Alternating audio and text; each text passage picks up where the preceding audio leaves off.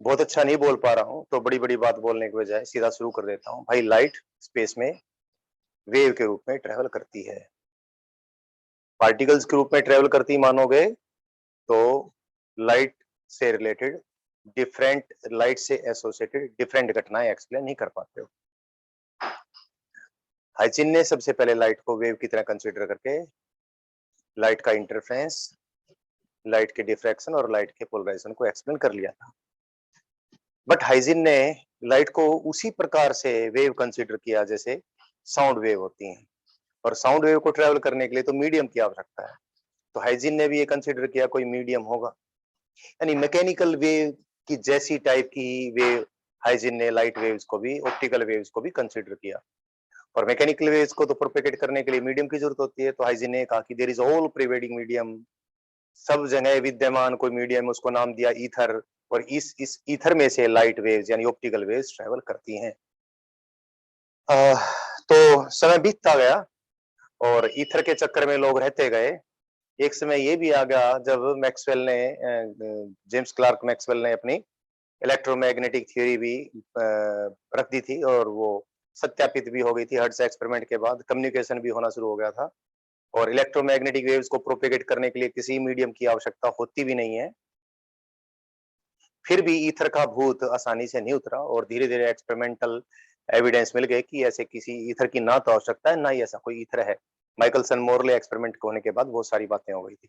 तो वो सारा हिस्टोरिकल कनेक्ट कभी फुर्सत लगेगी आपको बताऊंगा। बट फिलहाल लाइट वेव्स हैं, और light travel, when light travels in space, it travels like electromagnetic waves. मेरे पास बहुत अच्छे शब्द नहीं बन पा रहे हैं।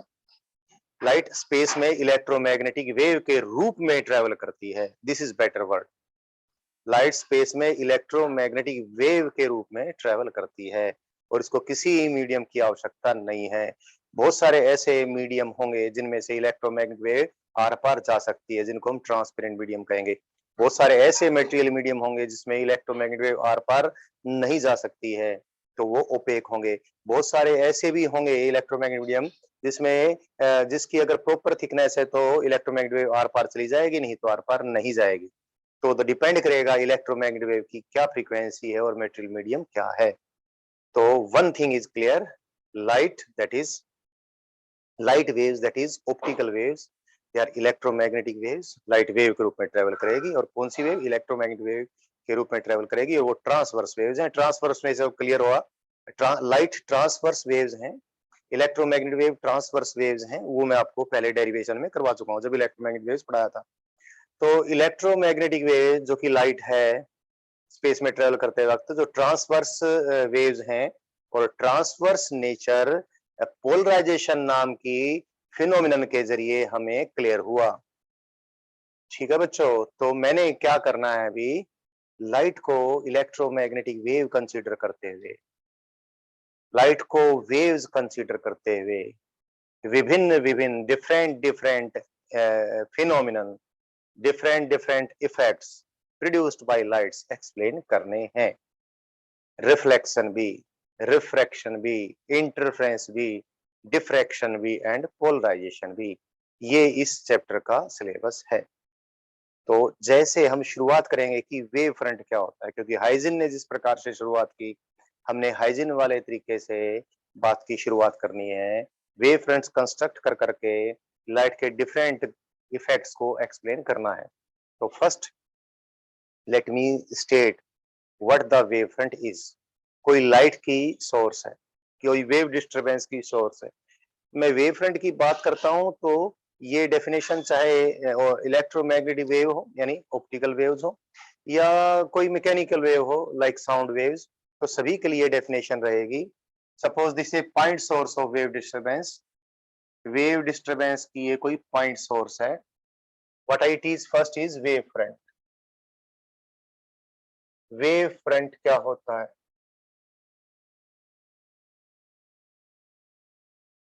This is a point source of wave disturbance, say, and say the source is surrounded by isotropic medium for the propagation of the wave.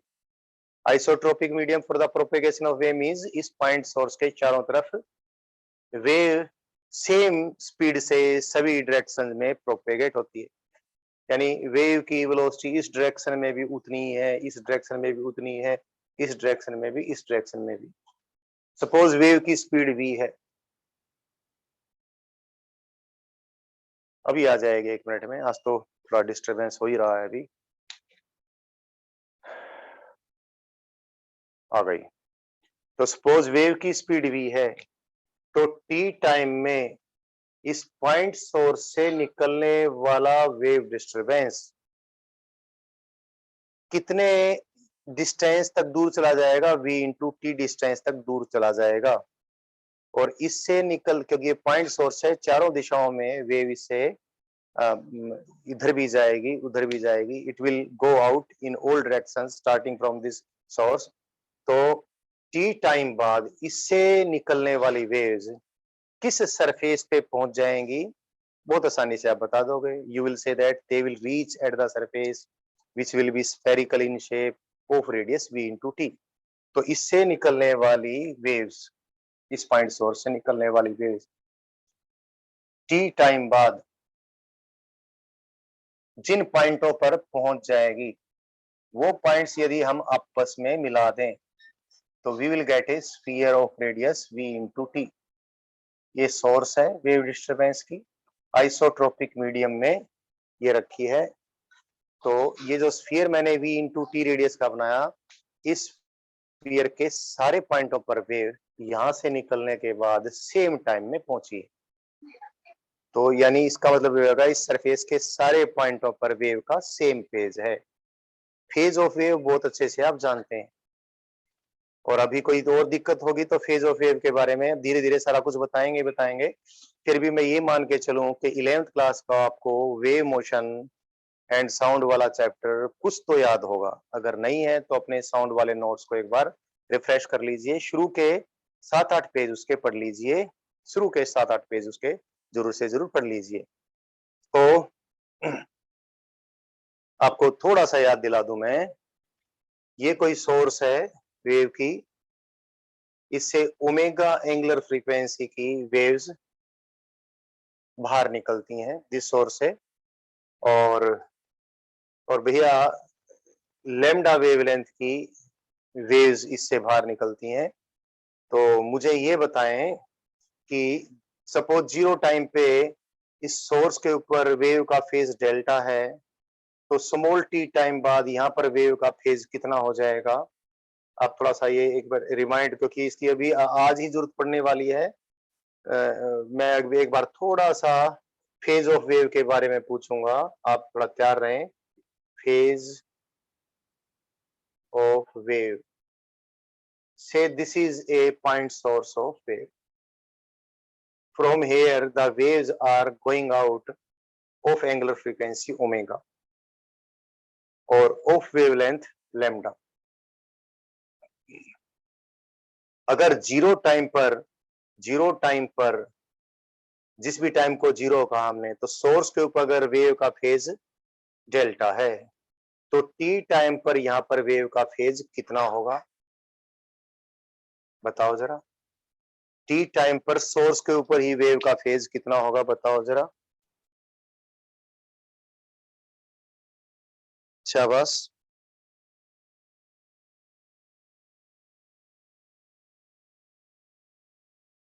बिल्कुल युक्ति नॉन मेडिकल करेक्ट आंसर।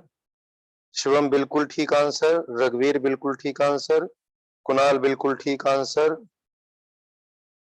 युक्ति मेडिकल बिल्कुल ठीक आंसर, बिल्कुल बिल्कुल। पूरल आयुष बिल्कुल ठीक आंसर, पूरल बिल्कुल ठीक आंसर। शाबाश बच्चों। तो टी टाइम पर यहाँ पर वेव का फेज होगा delta plus omega T. Zero time पर यहाँ पर फेज डेल्टा है, टी टाइम पर यहाँ पर फेज इतना है, और यहाँ से एक्स दूरी पर यहाँ पर जीरो टाइम पर फेज कितना है, जीरो टाइम वाला ऊपर लिख लेंगे, टी टाइम वाला नीचे लिख लेंगे। तो इस जगह पर सोर्स से एक्स दूरी पर जीरो टाइम पर फेज कितना है वो भी बता दो, और टी टाइम पर फेज कितना है वो भी बता दो। बस थोड़ी सी बात पूछी है मैंने। जिससे कि फिर आज का काम निर्बाध गति से आगे बढ़ जाए।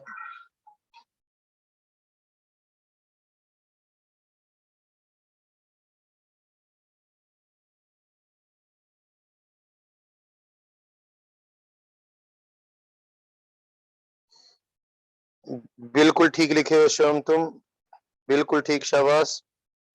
आयुष, आयुष, बिल्कुल ठीक लिखे आयुष शर्मा।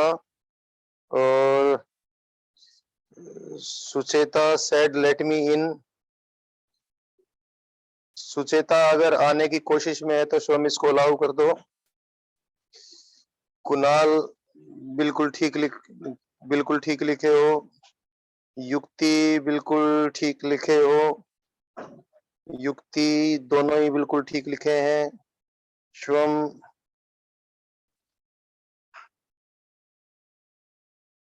ओके। सुचेता एक बार देख लो, ये एस नाम से जो है इसको ज्वाइन कर लो। अगर ये गड़बड़ इसे पूछ लेंगे, नहीं तो फिर इसको वापस कर देंगे। Okay okay. आयुष दोनों ने ठीक लिख दिया था। सबसे पहले तो आयुष ने ही लिखा था, आयुष वन ने, फिर आयुष शर्मा ने लिखा था। कुणाल ने बिल्कुल ठीक लिख दिया है भाई। इसका मतलब मुझे विश्वास है कि आपको साउंड वेव वाली मेन बात आपको मालूम है।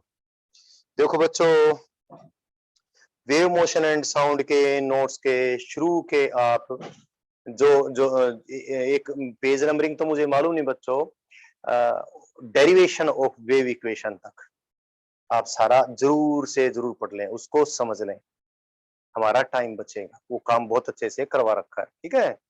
क्योंकि बार बार वेव का फेज, सारा फेज का ही तो खेल होना है। तो भाई जीरो टाइम पर यहाँ पर फेज डेल्टा है, लैम्डा दूरी में फेज 2 पाई डिक्रीज हो जाता है, और यहां से यहां तक की दूरी x है, तो यहाँ पर जीरो टाइम पर फेज हो जाएगा 2 pi by lambda delta minus 2 pi by lambda into x. और यहाँ पर टी टाइम पर फेज कितना हो जाएगा, इसमें से क्या सब्ट्रैक्ट करना है, इतना delta plus omega T minus 2 pi by lambda into x. और 2 पाई बाई लैम्डा को आप क्या बोलते हो बच्चों, प्रोपेगेशन कांस्टेंट के बोल देते हो यार, ठीक है बच्चों। तो ये चीज आपको मालूम है। अब यहां पर देखो, जीरो टाइम पर सपोज वेव का फेज, जीरो टाइम पर वेव का फेज इतना है, तो टी टाइम बाद एक स्फीयर है, स्फीयर के सारे सारे पॉइंटों पर वेव सेम टाइम में पहुंची है। सपोज v इंटू टी बराबर है x ऐसे, तो इस सरफेस के सारे पॉइंटों पर वेव का फेज कितना हो जाएगा, जीरो टाइम पर ही, जीरो टाइम पर तो सॉरी जीरो टाइम पर इतना था, तो टी टाइम पर सपोज मैं अगर इस लगातार कंटिन्यूअस वेव की बात करूं, इससे लगातार वेव छूट रही हैं, तो ये तो मैंने ये कहा कि टी टाइम में इससे निकल के वेव इधर चली जाएगी, लगातार जान लग रही है। अगर मैं ये कहूं जीरो टाइम पर यहाँ पर फेज डेल्टा है, और ये डिस्टेंस एक्स रेडियस का मैंने इसके चारों तरफ स्फीयर बना लिया, तो जीरो टाइम पर इस सरफेस के सारे पॉइंटों पर फेज कितना होगा, इतना होगा। और टी टाइम बीत जाएगा तो कितना हो जाएगा, प्लस ओमेगा टी, इतना हो जाएगा इसके सारे पॉइंटों पर। इस स्फीयर के सारे पॉइंटों पर वेव का फेज सेम होगा। सेम फेज वाले पॉइंट्स का मायना आप ये भी दिमाग में डाल के चलें, ऐसा कोई सरफेस जिस सरफेस के सारे पॉइंटों पर वेव का फेज सेम है, इसका मतलब सोर्स से निकलकर उस सरफेस के सारे पॉइंटों तक वेव को पहुंचने में बराबर बराबर टाइम लगा है।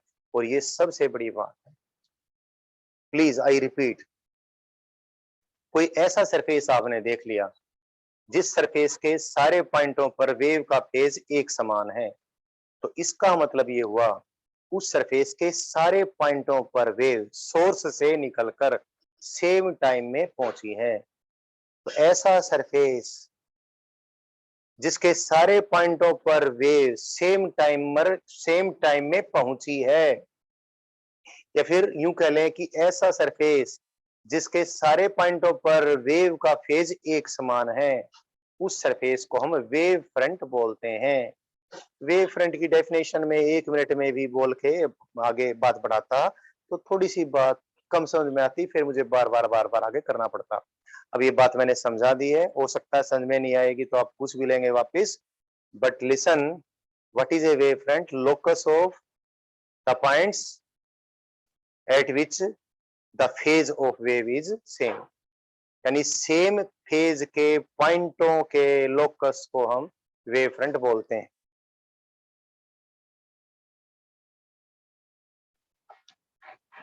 सोनिया, सोनिया, ईशान का रूम बंद करना, आवाज आ रही है ज्यादा, बंद कर प्लीज। सो वेव फ्रंट तो हो गया बच्चों। अब आप मुझे अगर वेव फ्रंट आपको समझ में आ रहा है तो 11th में भी मैंने आपसे पूछा था कि वेव फ्रंट की शेप की बात करनी है और कुछ और बात मैंने और भी करनी है। जिस डायरेक्शन में वेव एनर्जी जाएगी उसको रे बोलते हैं, रे। दिस इज ऑल्सो ए रे, दिस इज ऑल्सो ए रे, the direction of propagation of wave energy, this is also a रे, ए रे। Rays will be along radial lines away from the point source of the wave disturbance। ये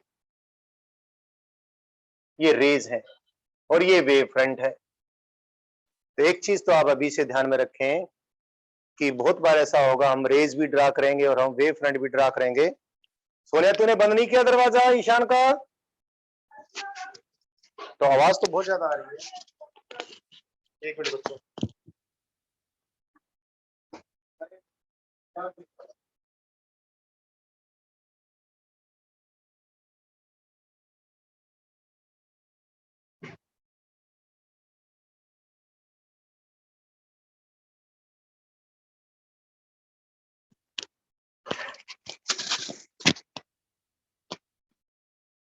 wave front और raise दोनों एक साथ हमें बहुत बार ड्रा करने पड़ेंगे। तो ध्यान रखें, वेव फ्रंट ड्रा कर दिया तो अगर हमने रे ड्रा करनी है तो वेव फ्रंट के परपेंडिकुलर लाइनें खींच देंगे हम, वो रेज हो जाएंगी। बस रेज के ऊपर एरो लगा देंगे डिपेंडिंग अपॉन किस डायरेक्शन में वेव एनर्जी जाने लग रही है। अब मुझे एक चीज बता दीजिए कि अगर ये पॉइंट सोर्स आइसोट्रोपिक मीडियम में रखी थी तो वेव फ्रंट स्फेरिकल थे। और बाय द वे मीडियम ऐसा होता बच्चों, इस लाइन के लॉन्ग तो वेव की वेलोसिटी होती मैक्सिमम और इसके परपेंडिकुलर लाइन के लॉन्ग वेव की वेलोसिटी होती मिनिमम। तो वेव फ्रंट की शक्ल कैसी होती? शाबाश शाबाश, जल्दी बता दीजिए।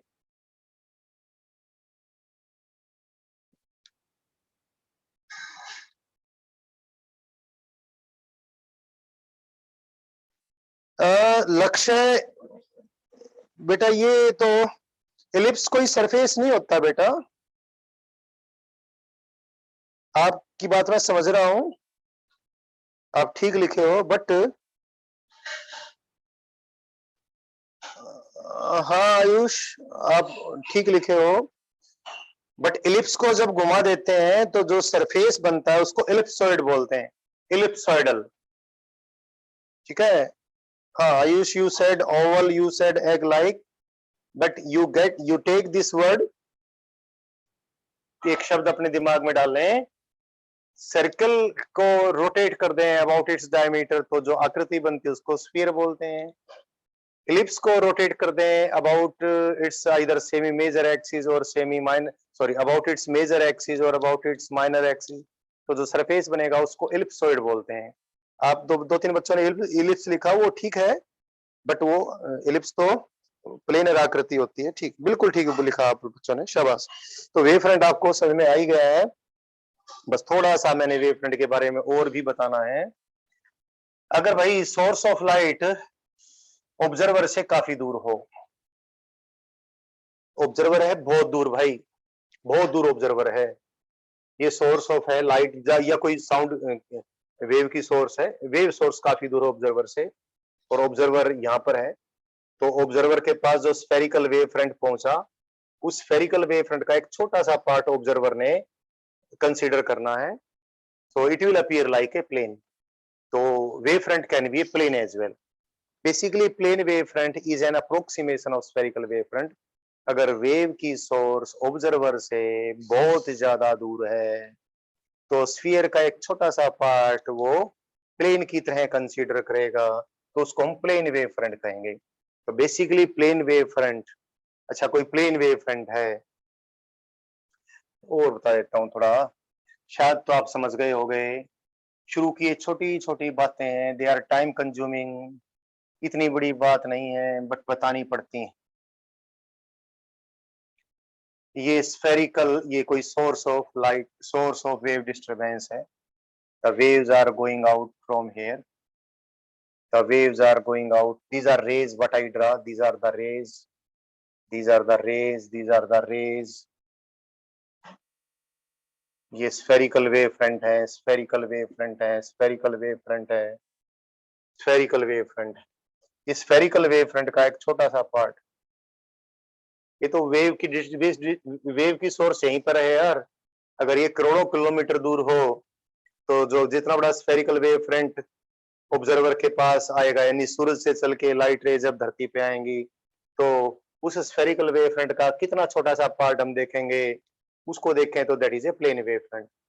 यानी प्लेन वेव फ्रंट है तो जो रेज ऑब्जर्वर को मिल रही हैं they will be parallel way, यानी है तो radially outward from that point but these are parallel rays. यानी कभी भी आपने प्लेन वेव फ्रंट ये देख लिया, किसी कोई आप कोई कोई प्रॉब्लम सोल्व कर रहे हो, कोई सिचुएशन को एनालाइज कर रहे हो, तो रेज ड्रा करनी है तो ये रेज है। तो plane wave front as such कुछ नहीं हुआ करता है, बट अगर वेव की सोर्स से बहुत दूर ऑब्जर्वर है तो बहुत बड़े वेव फ्रंट का छोटा हिस्सा जो ऑब्जर्वर ने ऑब्जर्व करना है that is as good as a plane wave front. और कौन सी रेज, जो भी रेज वो रिसीव करेगा जो वेव फ्रंट के परपेंडिकुलर होंगी, although they are going out radially outward from the source, but उसके लिए तो वो प्लेन, उसके तो पैरेलल रेज की तरह ही वो बिहेव करेंगी। तो प्लेन वेव फ्रंट भी बता दिया है मैंने। एक आध बार ऐसी बात भी होगी बच्चों कि बहुत सारे पॉइंट्स मिलके वेव डिस्टरबेंस के, all the points of the wave disturbance will be on a single line and all the points are simultaneously sending out waves। तो वेव की सोर्स को हम लीनियर सोर्स कहेंगे, जैसे वाइब्रेटिंग स्ट्रिंग होती है। बहुत ठीक से एग्जाम्पल में बांधना मुश्किल हो जाता है, बस इसको इमेजिन कर लीजिए आप। सपोज ये पूरी लाइन से, पूरी लाइन के प्रत्येक पॉइंट से एक साथ वेव्स बाहर निकल रही हैं, ठीक है। तो इमेजिन कीजिए और बताइए इस linear source of wave disturbance के चारों तरफ वेव फ्रंट्स की शक्ल कैसी होगी। फटाफट आपने इमेजिन कर भी लिया होगा। बिल्कुल बिल्कुल बिल्कुल आयुष, सिलेंड्रिकल वेव फ्रंट बनेंगे, बिल्कुल बिल्कुल, शाबाश, गुड। इसके चारों तरफ सिलेंड्रिकल वेव फ्रंट्स बनेंगे, सो गुड। बिल्कुल शिवम, बिल्कुल बिल्कुल बिल्कुल शिवम, बिल्कुल भूपेश, बिल्कुल युक्ति। सो इसके चारों तरफ सिलेंड्रिकल वेव फ्रंट्स बनेंगे, सिलेंड्रिकल वेव फ्रंट्स बनेंगे। इसके चारों तरफ अगर एक्स रेडियस का मैं सिलेंड्रिकल सरफेस बना दूं तो उस सिलेंड्रिकल सरफेस के सारे पॉइंटों पर अगर किसी समय यहाँ पर फेज डेल्टा है तो इस सिलेंडर के सारे पॉइंटों पर फेज डेल्टा माइनस के एक्स, यानी 2 pi by lambda into x, या अगर एक्स रेडियस का ये सिलेंड्रिकल सरफेस बना दिया तो सिलेंड्रिकल वेव फ्रंट भी होगा। और भैया यहाँ से निकलने वाली वेव जैसे जाने लग रही हैं, यूं जाने लग रही हैं, यूं जाने लग रही हैं, इसके प्रत्येक पॉइंट से निकलने वाली सिलेंड्रिकल सरफेस के ऊपर एक साथ पहुंचती हैं। तो अगेन सिलेंड्रिकल सरफेस का एक छोटा सा part it will behave like a plane wave front. यानी इस cylindrical linear source of wave disturbance से बहुत दूर कोई ऑब्जर्वर है तो सिलेंड्रिकल वेव फ्रंट्स का छोटा सा हिस्सा वो जो इंटरसेप्ट करेगा that will behave like a plane wave front. तो एक बार मैंने वेव फ्रंट के बारे में कुछ बात बतानी थी, वो बता दी। अब हाइजिन ने वेव के प्रोपेगेशन की प्रक्रिया को जिस प्रकार से लोगों को समझाया, जिसको हाइजिन प्रिंसिपल भी बोलते हैं या हाइजिन कंस्ट्रक्शन भी बोल देते हैं, ऑल्दो उसकी कोई आवश्यकता नहीं है। आपको वेव मैकेनिक्स आती है, आपको मालूम है वेव की सोर्स पे किसी समय फेज डेल्टा है, तो टी टाइम बाद वहां पर phase delta plus omega T हो जाएगा, और उसी समय टी टाइम पर सोर्स से एक्स दूर किस दिशा में, जिस दिशा में वेव जाने लग रही है, phase delta plus omega T minus के एक्स हो जाएगा। इतनी सी नॉलेज को यूज करके आप वेव प्रोपेगेशन और वेव के सुपरपोजिशन से रिलेटेड तमाम घटनाएं स्टडी कर सकते हो। बट हाइजिन ने जिस प्रकार से वेव प्रोपेगेशन को समझाया वेव फ्रंट्स के रूप में, वो भी समझना जरूरी है। बहुत आसानी से कई चीजों को हम एनालाइज कर लेते हैं, बहुत आसानी से, बगैर मैथमेटिकल डिटेल्स के, बगैर ज्यादा मैथमेटिकल डिटेल्स के हम आसानी से वेव फ्रंट्स के जरिए वेव की बहुत सारी घटनाओं को, वेव प्रोपेगेशन से निकलने वाली बहुत सारी घटनाओं को आसानी से समझ लेते हैं। तो वैसे भी आपके करिकुलम में भी है Huygens principle of wave propagation. Huygens principle भी बोल देते हैं उसको बच्चों, कई लोग उसको हाइजीन थ्योरी भी बोल देते हैं, कई लोग उसको हाइजीन कंस्ट्रक्शन भी बोल देते हैं। तो चाहे उसको किसी नाम से पुकारे, हाइजीन ने ये कहा भाई कि किसी सरफेस के ऊपर वेव पहुंच चुकी है सोर्स से निकल के सेम टाइम में, सोर्स से निकल के किसी गिवन टाइम में जिन सारे पॉइंटों पर वेव पहुंच चुकी, जिसको हम वेव फ्रंट कहेंगे, उसका मीनिंग बहुत जरूरी है। वेव फ्रंट से रिलेटेड बच्चा कई बार बात बहुत अच्छे से सारी बातें नहीं लर्न करता है। वेव फ्रंट बोले तो locus of all points vibrating in same phase. Vibrating in same phase hygiene ने कहा था, क्योंकि हाइजीन तो लाइट को भी मैकेनिकल वेव ही मानता था। आज हम थोड़ा सा मॉडिफाई कर लें कि आप ये भी कह सकते हो wave front is the locus of all points vibrating in same phase. हम यूं भी कह सकते हैं बच्चों, बल्कि ऑप्टिकल वेव्स के लिए तो यूं ही कहना पड़ेगा जो मैं अभी कहूंगा। क्या? Locus of all such points at which the wave disturbance is in same phase, या फिर locus of all such points at which the physical quantity associated with the wave is in same phase. जैसे optical wave है, तो कौन सी physical quantity associated है wave propagation से related? Electric field या magnetic field. तो ऐसे सभी पॉइंटों का लोकस जहां पर इलेक्ट्रिक फील्ड सेम फेज में हो, इलेक्ट्रिक फील्ड और मैग्नेटिक फील्ड का फेज तो सेम होता है, या ऐसे सारे पॉइंटों का लोकस जिसपे मैग्नेटिक फील्ड सेम फेज में हो, तो वो क्या है? ऑप्टिकल वेव का वेव फ्रंट है। बट बट वापिस से बोलूं, बेशक से आप इस प्रकार की बात ना बोलें, अगर मान लिया हमने एग्जामिनेशन पॉइंट ऑफ व्यू से ही तैयारी कर रहे हैं और उसके हिसाब से भी तो कर रहे हैं, तो इतनी सी बात भी काफी है, कोई अपने आप ही समझ जाएगा। Wave front is the locus of all such points vibrating in same phase. समझ लेना, अगर ऑप्टिकल वेव है तो ऐसे सारे पॉइंटों का लोकस जिन सारे पॉइंटों पर जो चेंजिंग इलेक्ट्रिक फील्ड है वो सेम फेज में है, या चेंजिंग मैग्नेटिक फील्ड है वो सेम फेज में है। That is all. तो हाइजिन ने कहा बच्चों कि कोई वेव फ्रंट है साहब। अब हाइजीन थ्योरी या हाइजीन प्रिंसिपल या हाइजीन कंस्ट्रक्शन में बता रहा हूं, सपोज कोई वेव फ्रंट है, सपोज कोई वेव फ्रंट है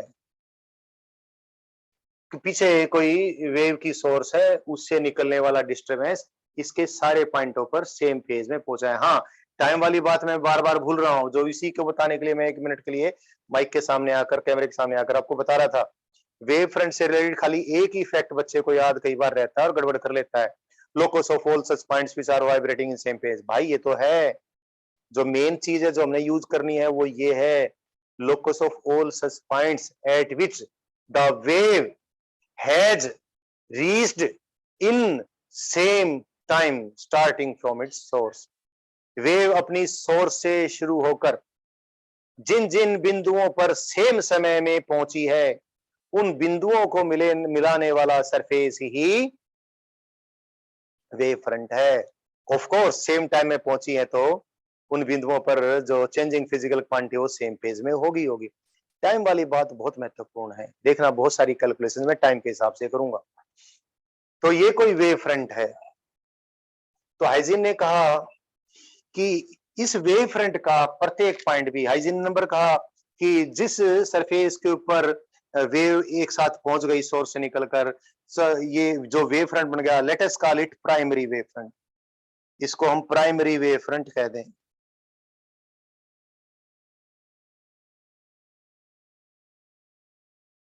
तो फिर हाइजीन ने कहा कि each point on the primary wavefront,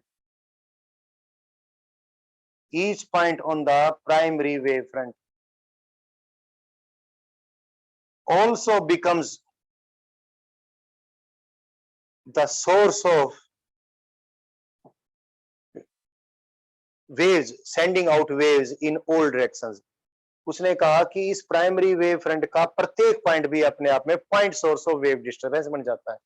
Each point on the primary wavefront becomes the point source of wave disturbance, sending out spherical waves in all directions, sending out spherical waves from it। यानी या फिर कह लीजिए each point on the primary wavefront becomes a point source of wave disturbance, sending out waves in all directions। और sending out waves in all directions में spherical wavefronts बन जाएंगे इससे निकलने वाले, अगर आइसोट्रोपिक मीडियम में है तो भैया मेन बात ये हाइजीन ने कहा कि प्राइमरी वेव फ्रंट का प्रत्येक बिंदु अपने आप में point source of wave disturbance बन जाता है। अगली बात, इससे निकलने वाली प्रत्येक पॉइंट सोर्स से निकलने वाली वेव्स को हाइजीन ने सेकेंडरी वेवलेट्स कहा।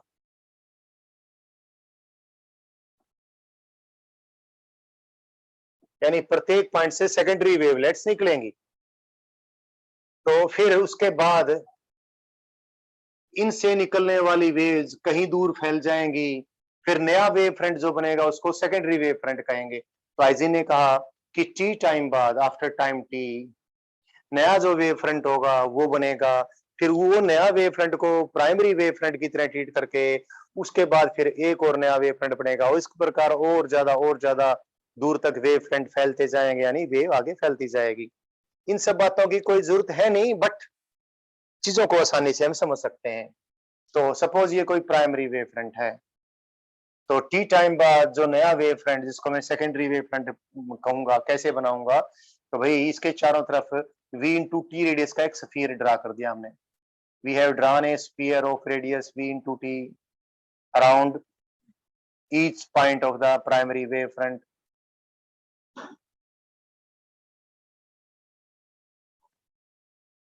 Each point of the primary wave front, primary wave front के प्रत्येक पॉइंट के चारों तरफ हमने क्या बना दिया भाई, v इंटू टी रेडियस का स्फीयर बना दिया।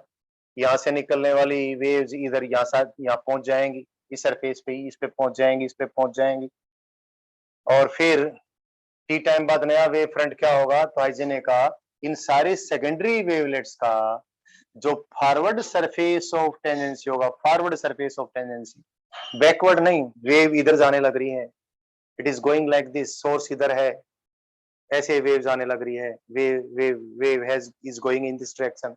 तो इन सारे सेकेंडरी वेवलेट्स का जो फॉरवर्ड सरफेस ऑफ टेंजेंसी है, ये फिर नया वेव फ्रंट होगा, और फिर इस नए वेव फ्रंट का प्रत्येक पॉइंट भी point source of secondary disturbance बन जाएगा, उससे भी सेकेंडरी वेवलेट्स बाहर निकलेंगे, और फिर उन सेकेंडरी वेवलेट्स का जो फॉरवर्ड सरफेस ऑफ टेंजेंसी होगा या फॉरवर्ड एनवेलप होगा, इसके चारों तरफ एनवेलप बना दें हम, एक एनवेलप बनाए जिसमें सारे सेकेंडरी वेवलेट्स आ जाएं, तो इस एनवेलप का जो फ्रंट वाला, सामने वाला जो फॉरवर्ड वाला पार्ट होगा वो नया वेव फ्रंट होगा, फिर उसके बाद वेव फ्रंट बनते जाएंगे, ये वेव फ्रंट, फिर ये वेव फ्रंट, फिर ये वेव फ्रंट, फिर ये वेव फ्रंट, इस प्रकार से। और backward surface of tangency will not be there, यानी सोर्स से निकलने वाली वेव्स आगे ही आगे जाएगी, सोर्स से निकलने वाली वेव आगे ही आगे जाएगी, ये नहीं इस वेव फ्रंट से वापिस से वेव पीछे चलेगी और सोर्स के अंदर घुस के सोर्स को बुझा देगी।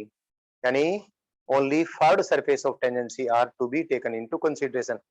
हाइजीन ने तो एक बेसिक बात का इस्तेमाल किया कि भैया मान लिया कोई टॉर्च है, जैसे मान लिया मैं टॉर्च छोड़ो, मैं बोल रहा हूँ, मैं सोर्स ऑफ साउंड वेव हूँ, मेरे से निकलने वाली वेव आगे ही जा रही है, आगे वेव फ्रंट बन गया, उस वेव फ्रंट के कारण और आगे वेव फ्रंट बन गया, उस वेव फ्रंट जो ये वेव फ्रंट है, ये सपोज ये मेरी हथेली है कैमरे के सामने, ये वेव फ्रंट बन गई, इस वेव फ्रंट का प्रत्येक point source of secondary wavelets है, उससे निकलने वाली साउंड वेव फिर चारों तरफ फैल रही है, तो चारों तरफ फैल के पीछे नहीं जाएगी, खाली आगे आगे जाएगी। अगर पीछे जाती तो सारी साउंड वापस मेरे मुंह में घुस जाती, मेरी जुबान बंद हो जाती। तो हाइजीन ने तो इस बेसिक बात का इस्तेमाल किया था कि only forward surface of tangency are allowed, backward surface of tangency are not allowed. But हर चीज को हमें तो मैथमेटिकली युक्ति युक्त कारणों से एक्सप्लेन करना होता है। हाइजीन की बात को फिर फ्रेस्नेल नाम के वैज्ञानिक ने, जिन्होंने इंटरफेरेंस के ऊपर मैक्सिमम काम किया, तो इंटरफेरेंस की थ्योरी, डिफ्रैक्शन को समझाने के लिए, इंटरफेरेंस को समझाने के लिए जिस आदमी ने बहुत ज्यादा थ्योरेटिकल काम किया, फ्रेस्नेल ने उस बात को थोड़ा हाइजीन की बात को मॉडिफाई कर दिया। क्या?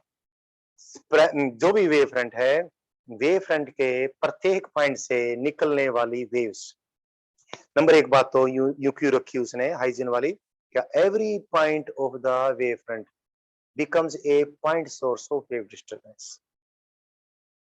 अगली बात उन्होंने जो मॉडिफाई की, तो ये बात तो पहली हाइजीन वाली ही रखी। अगली बात ये की कि from every such point wave will spread out, जिनको सेकेंडरी वेवलेट्स का हाइजीन है, secondary wavelets will spread out in all directions. Next बात जो इंपॉर्टेंट है, फिर ये सेकेंडरी वेवलेट्स आपस में सुपरपोज करेंगी और उनके सुपरपोजिशन के कारण वेव किस जगह पर यानी वेव का कितना इफेक्ट होगा, कितनी इंटेंसिटी होगी, डिटरमाइन होगी। यानी यहां से निकलने वाली या इस पॉइंट से निकलने वाली, इधर जाने वाली वेव्स, इधर जाने वाली वेव्स, इधर जाने वाली वेव्स, इस पॉइंट से निकलने वाली भी इधर जाने वाली वेव्स, इधर जाने वाली वेव्स, इधर जाने वाली waves, every point from every point of the primary wave front, ये भी point source of wave disturbance है, ये भी है, ये भी है, इससे भी चारों दिशाओं में वेव्स आ रही है, इससे भी चारों दिशाओं में वेव्स आ रही है। अब मान लिया ऑब्जर्वर यहाँ पर है, ऑब्जर्वर को कितनी वेव एनर्जी मिलेगी, तो यहां से निकलने वाली वेव भी इधर जाने वाली, यहां से निकलने वाली वेव भी इधर जाने वाली, यहां से निकलने वाली वेव भी इधर जाने वाली, यहां से निकलने वाली वेव भी इधर जाने वाली, ये सारी वेव्स आपस में सुपरपोज करेंगी और फिर यहाँ पर इंटेंसिटी डिटरमाइन होगी। तो सेकेंडरी वेवलेट्स के सुपरपोजिशन के कारण नया वेव फ्रंट डिसाइड होगा और सेकेंडरी वेवलेट्स का सुपरपोजिशन करें तो बैकवर्ड डायरेक्शन में कंप्लीट डिस्ट्रक्टिव इंटरफेरेंस हो जाता है। इसलिए अगर वो कैलकुलेशन हो सकता है, आप आगे अगर ऑप्टिक्स पढ़े तो कर लेंगे, तो इसका हमारे पास पूरा कंप्लीट मैथमेटिकल एक्सप्लेनेशन है कि पीछे वेव डिस्टरबेंस नहीं जाएगा, खाली आगे ही वेव डिस्टरबेंस जाएगा। अभी तुम लोगों के मैसेज आ रहे थे, जरूरी सी बात है, बच्चों ने पूछा होगा कि जो बैकवर्ड क्यों नहीं, तो मैंने जानबूझ के वो मैसेज अभी अटेंड नहीं किए थे, मैंने आपको बता दिया है। वो मैथमेटिक्स की बैकवर्ड डायरेक्शन में सबका डिस्ट्रक्टिव इंटरफेरेंस होगा, आप आगे पढ़ेंगे तो आपको पता चल जाएगा। अभी इतना ही काफी है।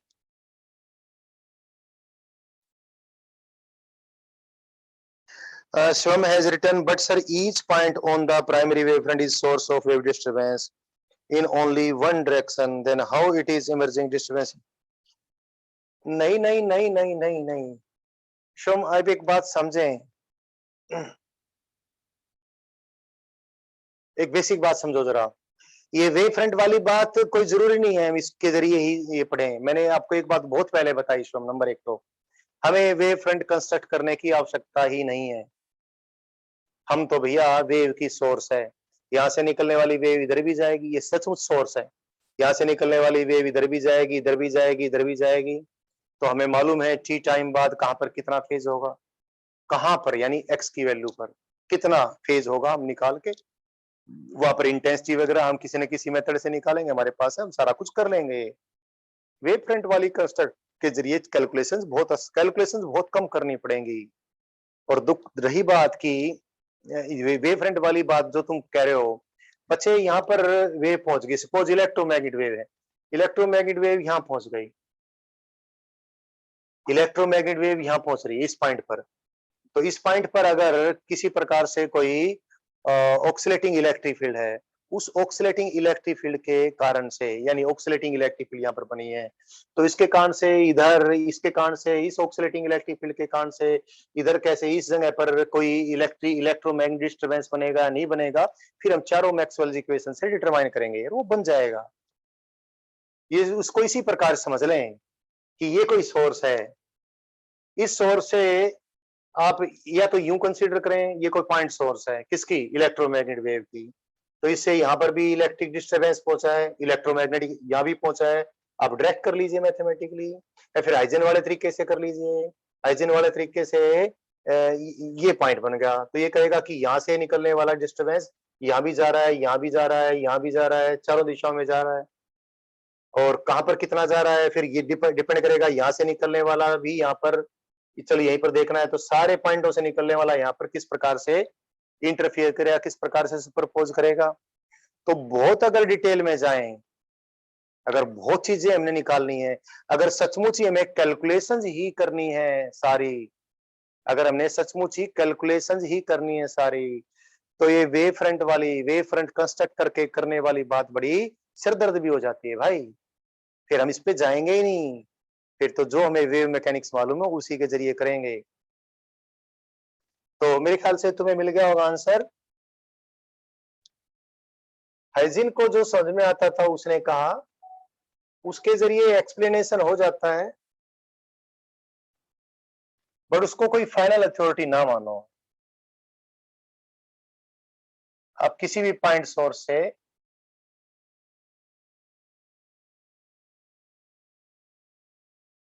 और ठीक बात बताऊं हम तो पॉइंट सोर्स कोई प्रैक्टिकल बात थोड़ी है यार, चीजों को एक्सप्लेन करने के लिए मॉडल तो हमने बनाने पड़ते हैं, फिर प्रैक्टिकल सिचुएशंस उसके जरिए हम अंडरस्टैंड कर लेते हैं। इलेक्ट्रोमैग्नेटिक वेव तो उसकी कोई पॉइंट सोर्स थोड़ी हो सकती है, होगा तो ऑक्सीलेटिंग डायपोल या एक्सेलरेटेड चार्ज होगा, उसकी कोई डायमेंशन होगी, है ना। चलो कोई बात नहीं, बट इसके जरिए बातें हमें समझ में आ जाती हैं। यहाँ पर जो प्रश्न बच्चा पूछता है वो यही पूछता है कि sir backward wave front possible क्यों नहीं है। हाइजिन ने तो इसको प्रैक्टिकली सोचा था, और फिर हाइजिन फ्रेशनल प्रिंसिपल की सहायता से, हाइजिन फ्रेशनल प्रिंसिपल की सहायता से, हाइजिन प्रिंसिपल को मैंने मॉडिफाई करके हाइजिन फ्रेशनल प्रिंसिपल बोल दिया है।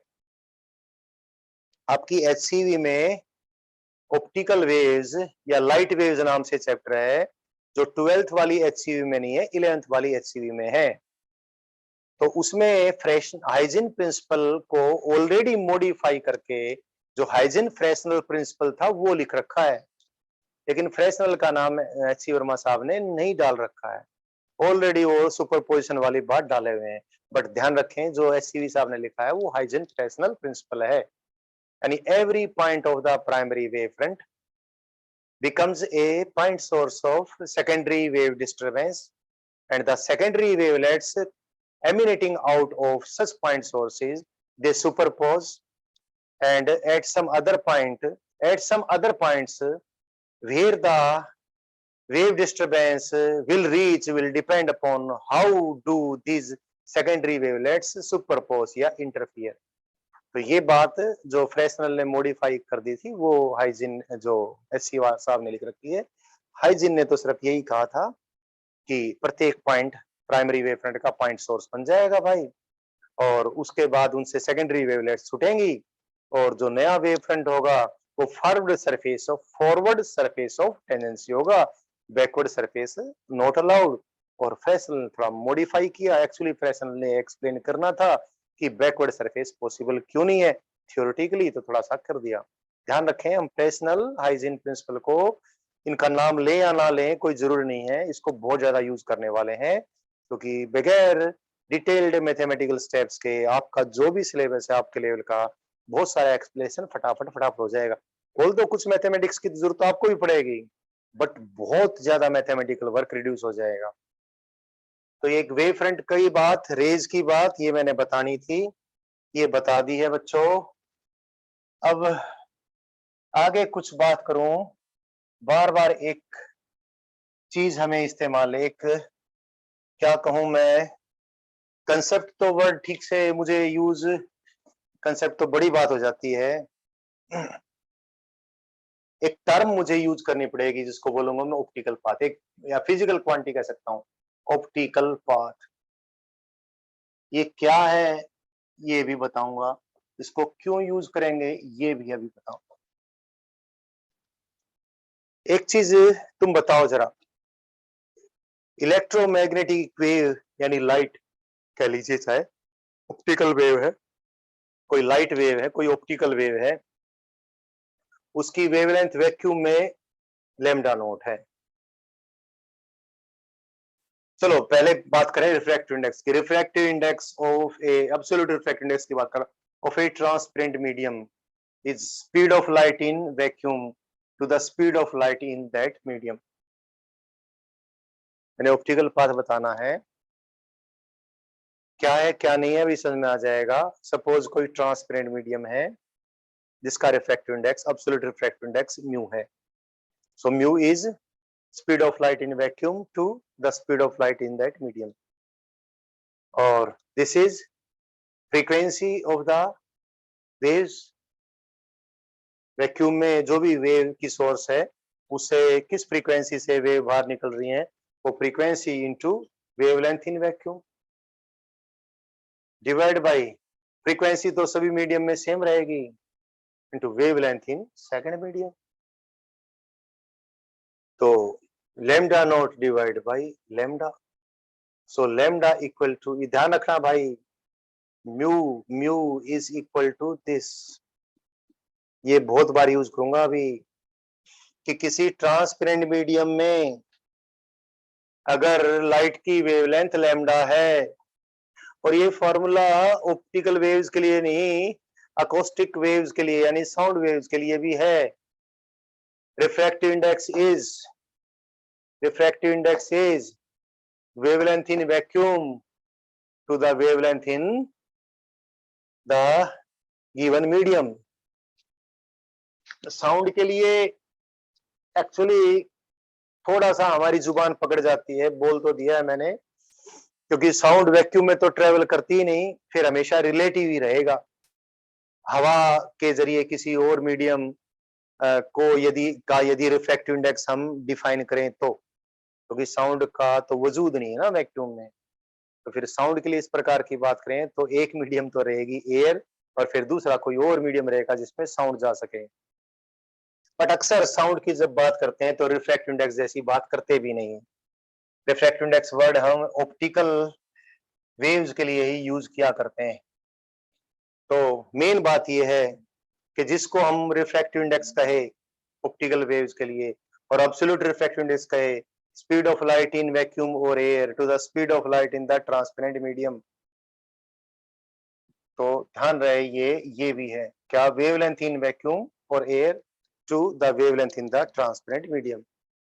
तो ये बात थोड़ा सा जो बात मैंने बताई, अब ध्यान रहे किसी ट्रांसपेरेंट मीडियम का हमें रिफ्रैक्टिव इंडेक्स मालूम है और वैक्यूम में उसकी वेवलेंथ मालूम है किसी वेव की, तो उस ट्रांसपेरेंट मीडियम में उसी वेव की, यानी उसी मतलब उसी फ्रीक्वेंसी की वेव की वेवलेंथ कितनी हो जाएगी, इतनी हो जाएगी। आई रिपीट, कोई हमारे पास इलेक्ट्रोमैग्नेटिक वेव है, कोई ऑप्टिक वेव है,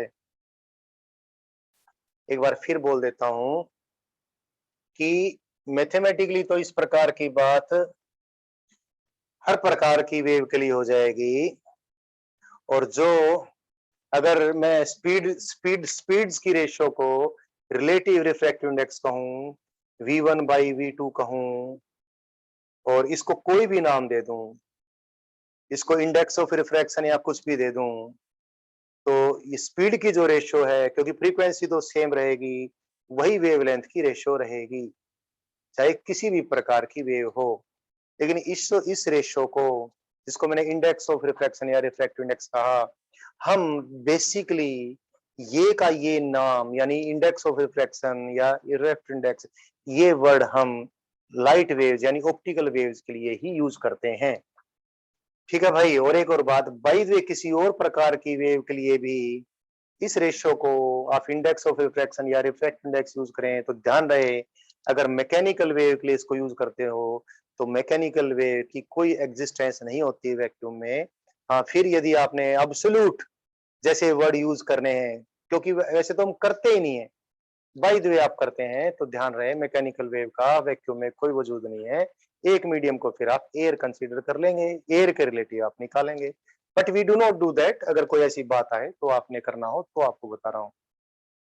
तो किसी लाइट वेव कोई भी हमारे पास ऑप्टिकल वेव है किसी गिवन फ्रीक्वेंसी की, किसी गिवन फ्रीक्वेंसी की कोई हमारे पास ऑप्टिकल वेव है, उसकी वेवलेंथ यदि वैक्यूम में लैम्डा नॉट है तो किसी गिवन ट्रांसपेरेंट मीडियम में जिसका refractive index absolute refractive index mu है, उस एब्सोल्यूट रिफ्रैक्टिव इंडेक्स म्यू वाले मीडियम में उसी फ्रीक्वेंसी की इलेक्ट्रोमैग्नेटिक वेव की वेवलेंथ कितनी हो जाएगी, lambda not divide by mu हो जाएगी।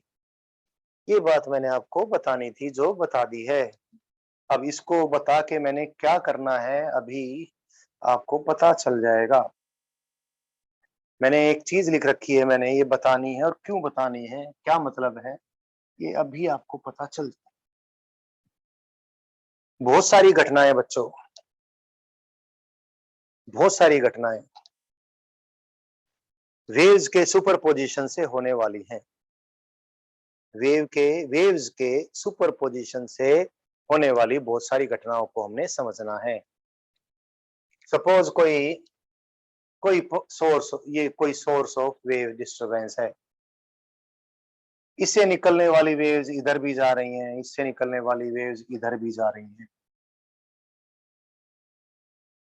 या फिर इसकी बात भी करूंगा, या फिर ये कहूं मैं कोई गिवन टाइप की है किसी गिवन फ्रीक्वेंसी की वेव इस ट्रांसपेरेंट मीडियम से सपोज यही बात कर लेता हूं, चलो बेहतर है। ये कोई सोर्स ऑफ वेव है, इससे निकलने वाली वेव इधर भी गई और इससे निकलने वाली वेव इधर भी गई, लेकिन इधर जाने वाली वेव तो समझाने के लिए इस प्रकार से मैं इस प्रकार का एक मॉडल सा बनाऊं, यूं कहूं, थोड़ा सा बनाना मुझे यूं कहूं मैं, चलो ऐसा कह दूं, ऐसा इस प्रकार का कोई अरेंजमेंट है कि इस पॉइंट सोर्स से निकलने वाली वेव डिफरेंट डिफरेंट डायरेक्शन में गई, इस डायरेक्शन में जाने वाली वेव तो किसी ट्रांसपेरेंट मीडियम में से जाती है जिसका रिफ्रैक्टिव इंडेक्स है भाई म्यू, और इधर जाने वाली वेव सपोज वैक्यूम में जाती है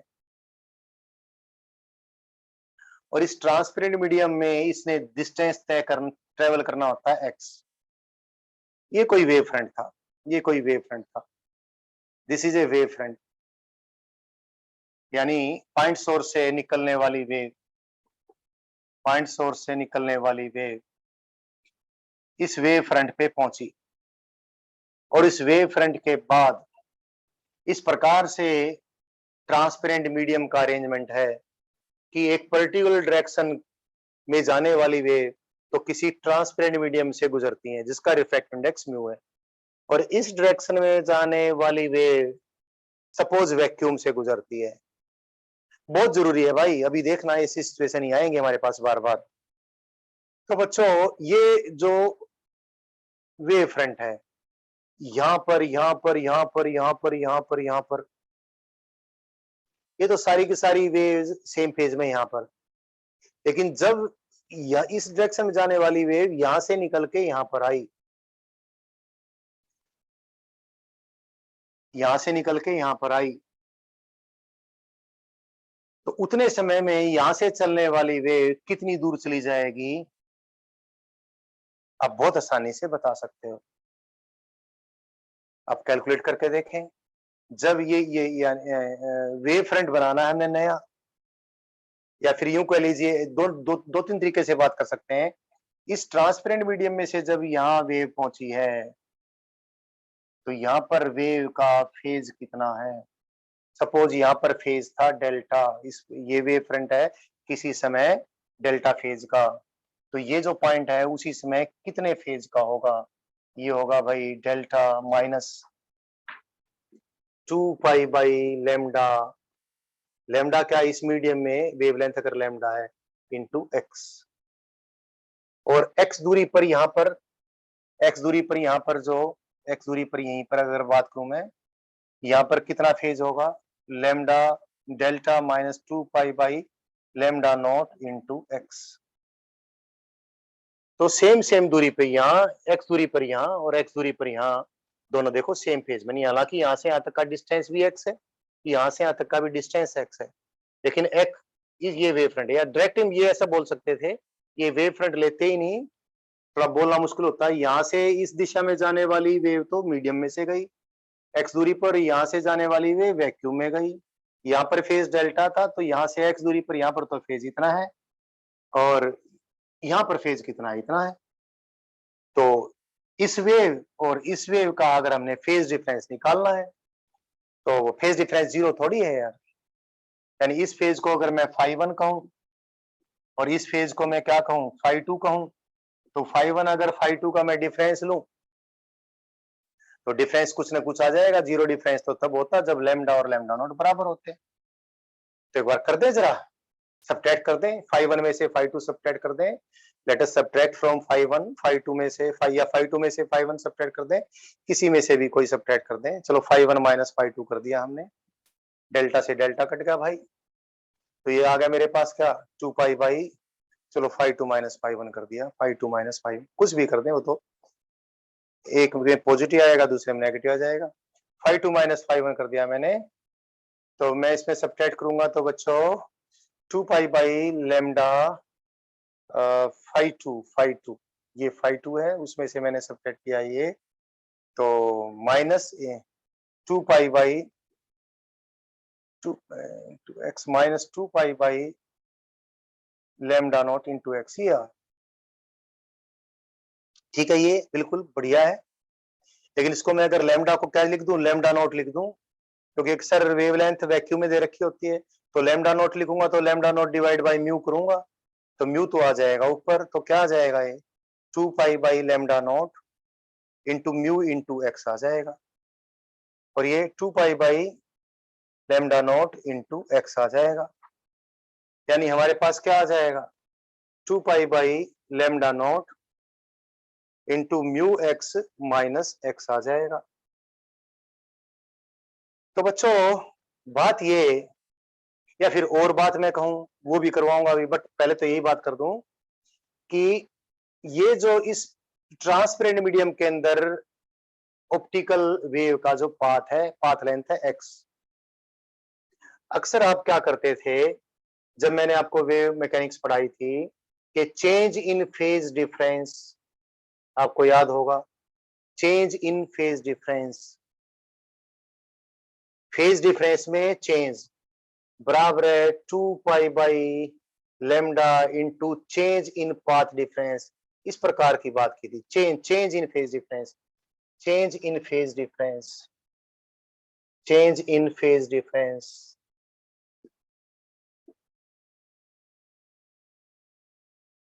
चेंज इन फेज डिफरेंस बराबर है 2 pi by lambda into change in path difference. 11th class में जब वेव मैकेनिक्स पढ़ाई तब ये बात बताई थी मैंने, लेकिन तब मैंने अलग अलग मीडियम से ट्रेवल करने वाली वेव्स के फेज को कंपेयर किया ही नहीं था। देखो अगर x दूरी कोई वेव चलती है तो किसी वेव को x डिस्टेंस दूर जाने में उसका फेज कितना चेंज हो जाता है, 2 pi by lambda into x change हो जाता है। तो कोई दो वेव्स हैं अलग अलग मीडियम से गई, जिस पॉइंट से वो एक साथ चली उस पॉइंट पर दोनों का फेज सेम था। अगर एक पॉइंट से नहीं चली तो एक वेव फ्रंट ले लिया, जैसे मैंने इस एग्जांपल बनाया, इस वेव फ्रंट के सारे पॉइंटों पर वेव का फेज सेम था, इस वेव फ्रंट के अलग अलग पॉइंटों से वेव चली तो किसी जगह पर वो पहुंची हैं, यहां से चल के यहां से तो x1 डिस्टेंस ट्रेवल करके, ये जरूरी नहीं थे मैं बराबर ही लूं, ऐसा भी कर सकता था, इस मीडियम में से x1 डिस्टेंस वेव चली, इस मीडियम में से x2 डिस्टेंस वेव चली, सपोज ये वैक्यूम है, सपोज ये कोई मीडियम है, तो जब वेव यहाँ पर पहुंची x1 दूरी पर और यहाँ से चल के वैक्यूम में से x2 दूरी पर पहुंची, तो अब इन दोनों वेव्स का मैंने फेज कंपेयर करना है, और कंपेयर करना है मतलब फेज का डिफरेंस कंसीडर करना है। तो भाई दोबारा से देख लीजिए जरा, तो यदि मैं यहाँ पर फेज लूं इस मीडियम से चलने वाली ऊपर वाले से, ये तो डेल्टा फेज का वेव फ्रंट था किसी टाइम पर, तो उसी टाइम पर यहाँ पर फेज कितना होगा, delta minus 2 pi by lambda into x1, और यहाँ पर कितना होगा, delta minus 2 pi by lambda into x2, lambda naught into x2। अगर लेमडे बराबर हुए होते, अगर ये भी वही मीडियम होता, ये भी वही मीडियम होता, यानी यहाँ वैक्यूम है तो यहाँ भी वैक्यूम होता, तो फेज डिफरेंस डायरेक्ट आपका आ जाता। क्या फेज डिफरेंस आ जाता भाई, φ2 माइनस φ1 क्या आ जाता, डेल्टा से डेल्टा कट गया, 2 pi by lambda not into x2 minus x1 आ गया होता। φ2 माइनस φ1 किया है ना मैंने, तो फिर x1 माइनस x2, अगर φ2 माइनस φ1 माइनस φ2 किया होता तो x2 माइनस x1 आ गया, यानी 2 pi by lambda not into 2 pi by lambda not into path difference, ये डायरेक्ट आ गया होता, क्योंकि अलग अलग मीडियम से ट्रेवल होकर आई है। अब इसको टाइम के साथ रिलेट करके बताऊंगा, लेकिन पहले इस प्रकार की बात कर लेता हूं, फिर टाइम के साथ रिलेट करके बताऊंगा, क्योंकि अलग अलग मीडियम के साथ ट्रेवल, अलग अलग मीडियम में से ट्रेवल होकर आई है। एक मीडियम तो मैंने वैक्यूम ही ले लिया, तो यहाँ पर जब वेव पहुंची तो उसका उसका उसका उसका फेज है ये, और यहाँ पर जब पहुंची है तो उसका फेज कितना है, ये तो, अरे ये और ये वाले का कितना भाई, ये वैक्यूम है, तो मैं इसको ऐसे लिख दूं, इसको लिख दूं φ2। तो अब मैं दोनों को सब्ट्रैक्ट करूं और फेज डिफरेंस निकालूं, φ2 माइनस φ1, यानी दोनों फेजों को मैं कंपेयर करूं। कंपेयर करने के लिए मुझे लेमडा को लेमडा नोट में कन्वर्ट कर लेना चाहिए, क्योंकि अक्सर लेमडा नोट के रूप में ही वेवलेंथ दी मिलती हैं। तो कर दिया मैंने डेल, इससे तो ये कट जाएगा, तो इसमें सब्ट्रैक्ट करूंगा भैया, ये तो हो जाएगा, सब्ट्रैक्ट करूंगा ये वाला, तो हो जाएगा positive 2 pi by lambda x1 minus 2 pi by lambda not x2, इसको भी मैंने लेमडा नॉट में कन्वर्ट कर दूं तो म्यू ऊपर चला जाएगा। अब ये मेन बात है जो मैंने 2 3 बार आपको बता दी है, और भैया अब वापिस से बस लास्ट में बता रहा हूं, अगर मैंने इन दोनों का फेज कंपेयर करना है, तो जो ज्योमेट्रिकल पाथ लेंथ थी, एक में थी तो ज्योमेट्रिकल पाथ लेंथ x1, और दूसरे में थी ज्योमेट्रिकल पाथ लेंथ, यानी जो भी लंबाई है उसको डायरेक्ट आपने स्केल से मेजर कर लिया। यहां से यहां तक जो वेव ट्रेवल करी उसने कितनी दूरी तक ट्रेवल की, x1, यहां से यहां तक कितनी दूरी ट्रेवल की, x2। तो अगर आपने फेज कंपेयर करना है तो x1 माइनस x2 नहीं लेना है, यानी आपने सीधे ज्योमेट्रिकल पाथ डिफरेंस को 2 पाई बाई लेमडा से मल्टीप्लाई करके फेज डिफरेंस नहीं निकालना है, आपने x1 को मल्टीप्लाई कर दिया किससे, जिस मीडियम में से ये वेव ट्रेवल की है उस मीडियम के रिफ्रैक्टिव इंडेक्स से। तो जो ज्योमेट्रिकल पाथ था x1, उसके कोरस्पॉन्डिंग ये ऑप्टिकल पाथ, इसको ऑप्टिकल पाथ कहेंगे, म्यू इंटू x1। तो यदि आपने पाथ डिफरेंस निकालकर फेज डिफरेंस कंपेयर करना है तो ज्योमेट्रिकल पाथ डिफरेंस ना कंसीडर करें, ऑप्टिकल पाथ डिफरेंस कंसीडर करें, या फिर इस सारे पचड़े में पढ़ना नहीं चाहते तो अलग अलग मीडियम में आप अलग अलग वेवलेंथ के हिसाब से कैलकुलेशन कर लें, लेकिन फिर दिक्कत मचेगी। तो हम क्या करें, किसी एक मीडियम में जिसका रिफ्रैक्टिव इंडेक्स म्यू1 है, तो उस मीडियम में अगर डिस्टेंस ट्रेवल किया है x1, तो x1 के बजाय उस मीडियम में हम ऑप्टिकल पाथ कंसीडर कर लें म्यू इंटू x1, और किसी दूसरे मीडियम में डिस्टेंस ट्रेवल किया है कितना, x2, तो वो भी सपोज वैक्यूम के बजाय कुछ और है, तो उस मीडियम में जो उसका ज्योमेट्रिकल पाथ x2 है, x2 के बजाय ऑप्टिकल पाथ कंसीडर कर लें म्यू2 इंटू x2। एक मीडियम का रिफ्रैक्टिव इंडेक्स है म्यू1, उसमें से डिस्टेंस ट्रेवल किया वेव ने x1, और दूसरा मीडियम है जिसका रिफ्रैक्टिव इंडेक्स है म्यू2, उसमें वेव ने डिस्टेंस ट्रेवल किया x2। तो हम पाथ डिफरेंस की सहायता से अगर फेज डिफरेंस निकालना चाहते हैं तो 2 pi by lambda into x1 minus x2, या डिपेंड करेगा आप किसमें से क्या घटाना चाहते हो, या x1 माइनस x2 या x2 माइनस x1 लेने के बजाय 2 पाई बाई लेमडा यदि आप कॉमन लेना चाहते हो तो 2 पाई बाई लेमडा के बजाय 2 पाई लेमडा नॉट कॉमन ले लीजिए, 2 pi divide by lambda naught, where lambda naught is wavelength in vacuum. तो इनटू यानी ब्रैकेट में x1 माइनस x2 ना कीजिए, μ1 into x1 minus μ2 into x2 कर दीजिए। तो इस प्रकार करने से आपको बार बार अलग अलग मीडियम में वेवलेंथ कंसीडर नहीं करनी पड़ेगी। एक तो मैंने बात बतानी ही थी, दूसरा इसको और बढ़िया बता देता हूं, लेकिन ये बढ़िया माने या ना माने ये बात पहले एक बात स्पष्ट करनी थी। ऑप्टिकल पाथ, अब ये एक देखो जरा और अच्छे से बता देते हैं, क्योंकि टाइम से सारा कुछ मैंने रिलेट करना है।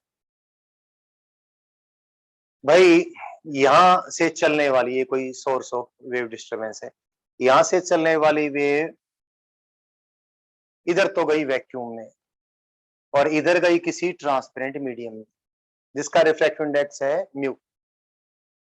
तो ट्रांसपेरेंट मीडियम में यहां से निकल के यहां तक सपोज वो x दूरी गई है या x1 डिस्टेंस कह लीजिए, x1 डिस्टेंस कह लीजिए। तो जब यहां से निकल के इस मीडियम में x1 डिस्टेंस पहुंचेगी, इधर है वैक्यूम, इस लाइन के लॉन्ग है सपोज वैक्यूम, वैक्यूम इधर तो वैक्यूम है और इधर कोई ट्रांसपेरेंट मीडियम है जिसका रिफ्लेक्टिव इंडेक्स म्यू है। तो अब मुझे एक सिंपल सी बात बताएं, जब इस सोर्स से निकल के वे यहां पहुंचेगी तो उतने टाइम में वैक्यूम में से जाने वाली वेव कितनी दूर पहुंच जाएगी? जल्दी से कैलकुलेट करके मुझे बताएं। आई रिपीट, इस ट्रांसपेरेंट मीडियम में जब वेव x1 डिस्टेंस ट्रेवल करेगी, जितने टाइम में x1 डिस्टेंस ट्रेवल करेगी उतने टाइम में वैक्यूम में कितना डिस्टेंस ट्रेवल कर लेगी? इस थोड़ी सी बात में सारी बात ठीक से समझ में आ जाएगी। यस यस युक्ति, यस भूपेश, बिल्कुल कुणाल, बिल्कुल बिल्कुल, शाबाश शाबाश।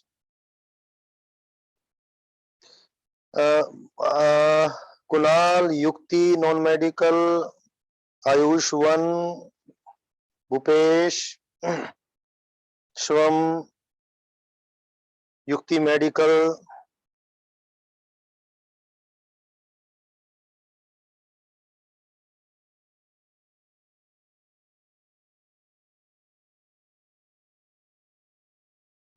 आप सबने ठीक लिखा है। देखो बच्चे, पहले तो ये देखो x1 डिस्टेंस कितने टाइम में ट्रेवल करेगी? x1 divide by speed of light in this medium, और स्पीड ऑफ लाइट किसी मीडियम में कितनी होगी? स्पीड ऑफ लाइट होगी भैया c डिवाइड बाय म्यू। तो कितना टाइम लगा? इसको मैं t बोल देता हूं, सपोज टाइम t। तो t टाइम कितना लगा भाई? t टाइम लग गया x1 divide by what, x1 divide by c divide by mu कर दो। तो ये तो x1 डिस्टेंस इस मीडियम में इतने टाइम में ट्रेवल करेगी, और इतने टाइम में वैक्यूम में कितना डिस्टेंस ट्रेवल करेगी? वैक्यूम में स्पीड गुणा में t, तो t से मल्टीप्लाई कर दूंगा, क्या आएगा? Mu into x1। बहुत सारे बच्चों ने लिख दिया है। तो जितने टाइम में यहां से चल के वे इस ट्रांसपेरेंट मीडियम में x1 डिस्टेंस ट्रेवल करेगी, उतने टाइम में वैक्यूम में कितनी दूर चली जाएगी? म्यू इंटू x1 दूर चली जाएगी। तो भैया यहां से चलने वाली वेव यहां पर तो पहुंची है, यहां, आई रिपीट, इस सोर्स से चलने वाली वेव इस ट्रांसपेरेंट मीडियम में से ट्रेवल करके तो पहुंची है यहां, और वैक्यूम में इतने ही टाइम में ट्रेवल करके कहां पहुंच गई? म्यू इंटू x1 दूरी पहुंच गई। तो यदि मुझे जैसे ही वे इस ट्रांसपेरेंट मीडियम से बाहर निकले, उस पॉइंट के कोरस्पॉन्डिंग सेम फेज का कोई पॉइंट मुझे वैक्यूम में लेना है, तो यहां से x1 दूरी नहीं, म्यू इंटू x1 दूरी, यानी अब मैंने मान लिया वेव फ्रंट बनाना है। तो सोर्स से निकलने वाली वेव अगर अलग अलग मीडियम में से क्रॉस होती हैं, और जब अलग अलग मीडियम से क्रॉस होएगी तो मैंने एक नया वेव फ्रंट बनाना है। तो नया वेव फ्रंट बनाने के लिए मैं किन किन पॉइंटों को मिलाऊंगा? यहाँ से x1 दूरी वाला ये पॉइंट और यहाँ से x1 दूरी वाला ये पॉइंट मिलाकर ये थोड़ी बनाऊंगा वेव फ्रंट। अब वेव फ्रंट मेरे पास ये होगा। एक्चुअली मेन बात ये है कि अलग अलग मीडियम में से जब वेव, मतलब ये 20 के पॉइंट छोड़ रहा हूँ, अगर अलग इस प्रकार जो भी डायग्राम है, नहीं मैंने सेम फेज के पॉइंटों को मिलाया है, 20 की बातों को, और मैंने नहीं मिलाया दुनिया भर के और भी पॉइंट्स हैं। यानी मुझे सपोज वेव फ्रंट कंसीडर करना है। वेव फ्रंट कंसीडर करना मतलब मैंने उन सारे पॉइंटों को कंसीडर करना है जहां पर वेव सेम फेज में पहुंची है, यानी सेम टाइम में पहुंची है। अगर मुझे ऐसा कंपैरिजन करना है तो मुझे क्या करना पड़ेगा, वेव की सोर्स से बराबर बराबर दूरी पर निशान लगाने के बजाय बराबर बराबर दूरी पर निशान भी लगा सकता हूं अगर चारों तरफ, सोर्स के चारों तरफ मीडियम सेम है, यानी आइसोट्रोपिक मीडियम है, यानी सभी दिशाओं में लाइट की स्पीड सेम है। अगर नहीं है तो मुझे जो भी कुछ करना है या तो टाइम कैलकुलेट कर करके कर लूं या फिर एक आसान बात कर दूं कि किसी वैक्यूम में से तो किसी मीडियम में से दूरी जा रही है x1, तो वैक्यूम में उतने टाइम में कितनी दूर चली जाएगी, म्यू इंटू x1। तो यदि मीडियम से बाहर निकलते ही जो भी फेज था उसी फेज का मैंने कोई पॉइंट लेना है वैक्यूम में, तो सोर्स से कितनी दूर लूंगा, म्यू इंटू x1। तो मैं ये कहूंगा बच्चों कि इस ट्रांसपेरेंट मीडियम में जो रास्ता ज्योमेट्रिकल पाथ x1 है, इसके corresponding optical path mu into x1 है। यानी इसके साथ मुझे अगर वैक्यूम में ट्रेवल करने वाली ऑप्टिकल वेव का फेज कंपेयर करना है तो वैक्यूम में ट्रेवल करने वाली वेव को मैं x1 दूरी पर लेने के बजाय म्यू इंटू x1 दूरी पर लूंगा। तो ये ऑप्टिकल पाथ की बात थी। थोड़ा सा इस प्रकार से ऑप्टिकल पाथ बताना ही पड़ता है, लेकिन जैसे हम काम करेंगे तो सारी चीजें आपको ठीक से यूज करनी आ जाएंगी। अब मैं ऑप्टिकल पाथ को डिफाइन कर देता हूं, समझाना जरूरी था। Optical path corresponding to optical path length बोल दूं better, optical path length corresponding to a particular path length in a transparent medium is the path length traveled by light in vacuum in a given time in which the given path length is traveled in the transparent medium। वापिस से थोड़ा लंबा तो बन जाता है। the optical path length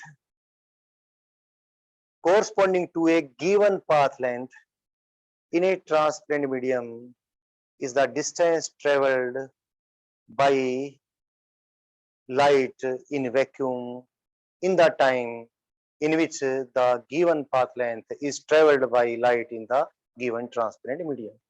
Hindi में बोल देता हूं, किसी ट्रांसपेरेंट मीडियम में किसी गिवन पाथ लेंथ x1, जैसे मैंने बताया है x1 के कोरस्पोंडिंग ऑप्टिकल पाथ लेंथ क्या है कि जितने टाइम में इस गिवन ट्रांसपेरेंट मीडियम में एक given path length x1 travel होगी उतने टाइम में वैक्यूम में कितनी पाथ लेंथ ट्रेवल हो जाएगी।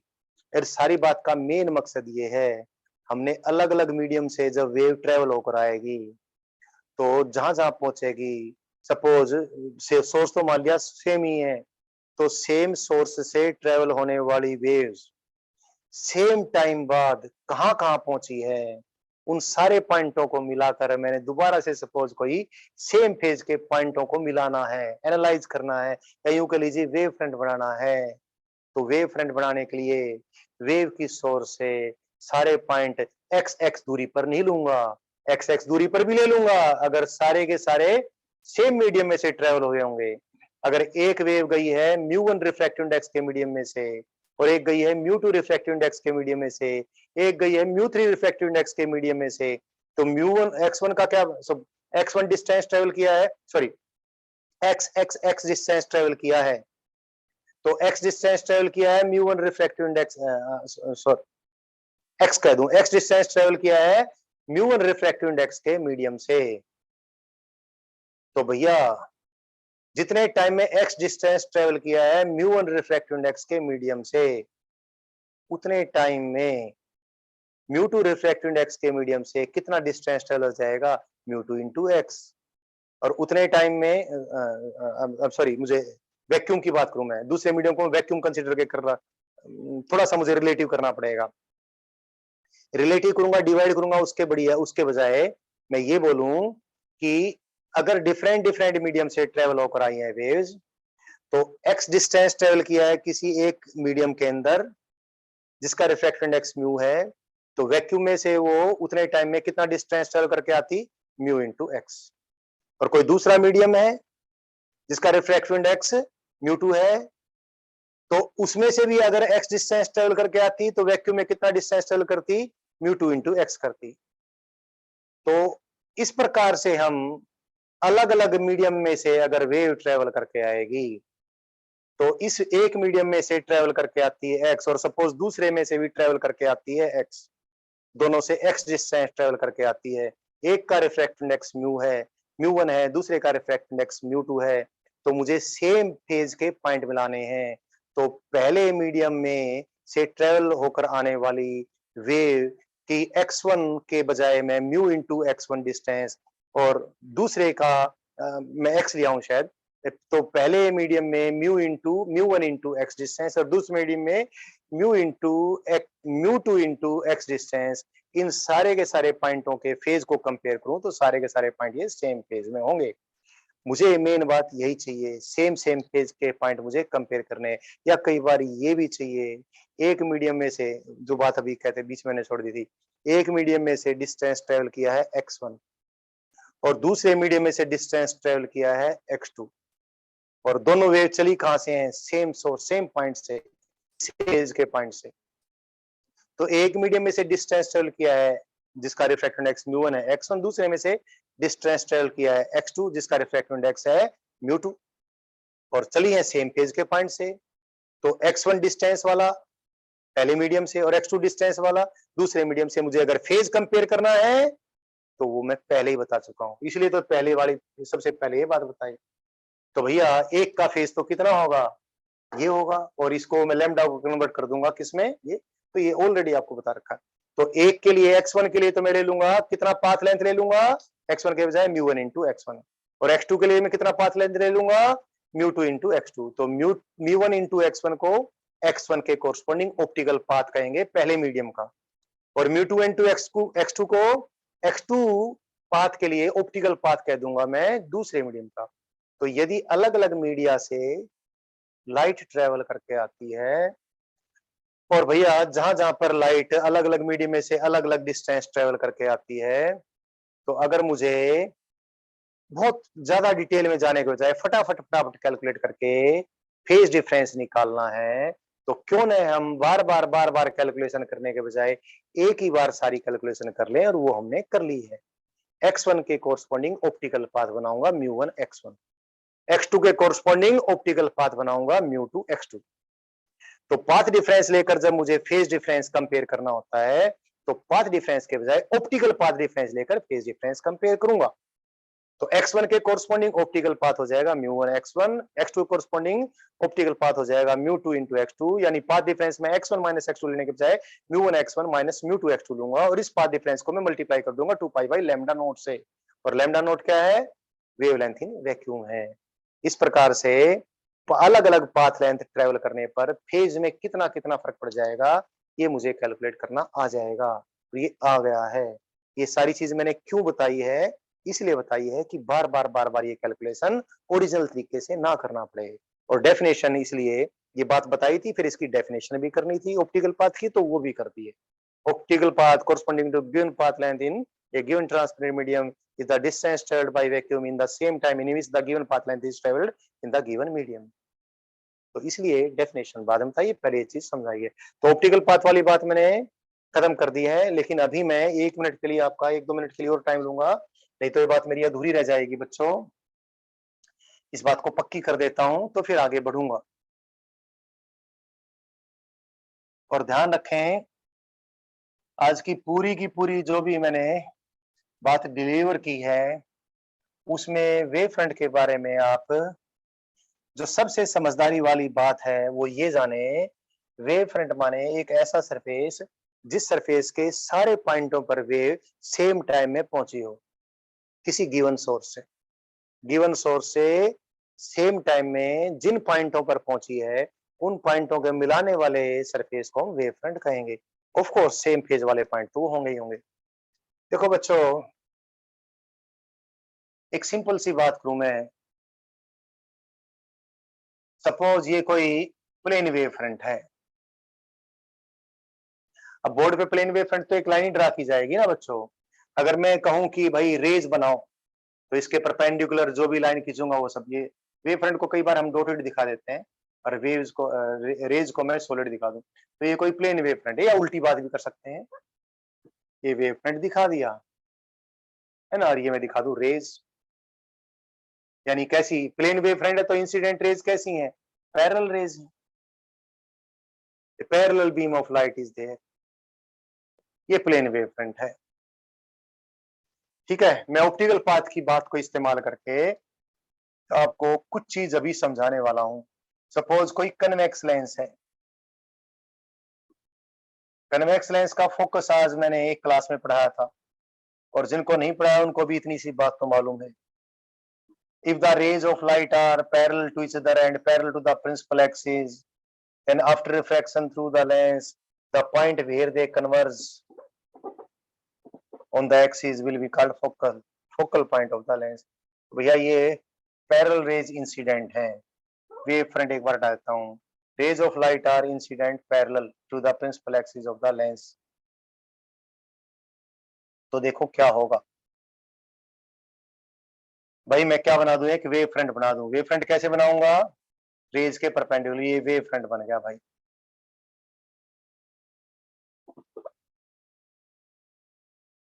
ये तो इंसिडेंट वेव फ्रंट है, तो मुझे रिफ्रैक्टेड वेव फ्रंट बनाना है।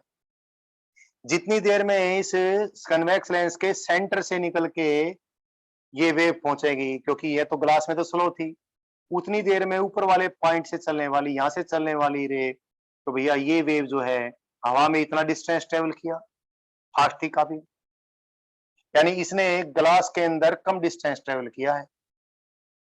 तो जितना डिस्टेंस इसने ग्लास में ट्रेवल किया, उतने टाइम में यहां से निकलने वाली वेव तो यार काफी दूर पहुंच जाएगी, यहां पहुंच जाएगी ना। इसके कोरस्पॉन्डिंग मैं ऑप्टिकल पाथ बनाऊंगा यहाँ के लिए।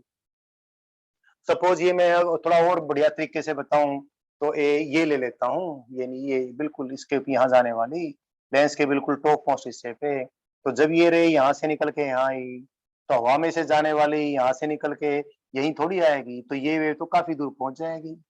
ऐसे ही सेम बात ये, यहाँ से जाने वाली, यानी इस ज्योमेट्रिकल पाथ के कोरस्पॉन्डिंग मैं किनारों से जाने वाली वेव्स का जब ऑप्टिकल पाथ बनाऊं, तो इतनी दूरी को किससे मल्टीप्लाई कर दूंगा मैं, 3/2 को।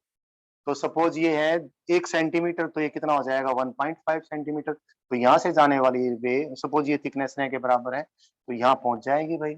ऐसे यहाँ से जाने वाली वेव यहाँ से के बजाय यहाँ पहुंच, जब ये वेव बाहर निकल के यहाँ पर आएगी, उतने टाइम में यहाँ से जाने वाली वेव यहाँ पहुंच जाएगी, यहाँ से जाने वाली वेव यहाँ पहुंच जाएगी, यहाँ से जाने वाली वेव तो कुछ ग्लास में से भी ट्रेवल किया इसने, यहाँ पहुंच जाएगी, यहाँ से जाने वाली वेव यहाँ पहुंच जाएगी। तो रिफ्रैक्टेड वेव फ्रंट भैया ये हो जाएंगे, और वेव फ्रंट के परपेंडिकुलर आप क्या बना दो, रेज बना दो, तो ये रिफ्रैक्टेड रेज हो जाएंगी। और ये सारी कहां पर कन्वर्ज होगी भाई, ये होगी इस पॉइंट पर कन्वर्ज। तो ये क्या बन गया, फोकल पॉइंट बन गया। यानी ऑप्टिकल पाथ की सहायता से और वेव फ्रंट के कंस्ट्रक्शन की सहायता से मैंने लेंस की कन्वर्जिंग नेचर बता दी। एक रफ एनालिसिस है बगैर कैलकुलेशन के, लेकिन ये कोई छोटी बात नहीं है। सिमिलर बात, कोई प्रिज्म है, प्रिज्म सपोज प्रिज्म, प्रिज्म पे कोई, सपोज बच्चों प्रिज्म पे इस डायरेक्शन में लाइट आने लग रही है, a parallel beam of light is coming in this direction like this। Prism bending, prism की बेंडिंग प्रॉपर्टी अगर बताऊं मैं, तो मैंने क्या बना दिया भैया, वेव फ्रंट बना दिया बच्चों। नीचे से प्रिज्म के चौड़े हिस्से में से जाने वाली वेव जब यहाँ पहुंचेगी, ग्लास में तो बहुत स्लो है, तो भैया इस दूरी के कोरस्पॉन्डिंग ऑप्टिकल पाथ बनाऊं मैं इस रे का, ये तो काफी दूर बन जाएगा। तो जब ये वेव यहाँ पहुंचेगी तब तक हवा में जाने वाली तो भैया यहाँ पहुंच जाएगी, तो जो रिफ्रैक्टेड वेव फ्रंट तो ये बन जाएगा। इसका मतलब इसके परपेंडिकुलर आप लाइट खींच दीजिए, तो ये इस प्रकार से लाइट डेविएट होगी, प्रिज्म में से जब बाहर जाएगी तो लाइट इस प्रकार से बेंड हो जाएगी, डेविएट हो जाएगी। एक रफ सा तरीका है ऑप्टिकल पाथ की सहायता से चीजों को समझने का। किसी बच्चे ने कुछ लिखा है, अभी मैं देख लेता हूँ क्या कहना चाह रहा है।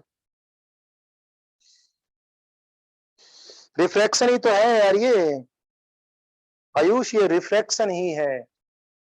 रिफ्रैक्शन माने, रिफ्रैक्शन का सिर्फ एक ही मतलब है यार, अभी रिफ्रैक्शन बताऊंगा मैं। रिफ्रैक्शन का सिर्फ एक ही मतलब है, स्पीड चेंज हो जाना।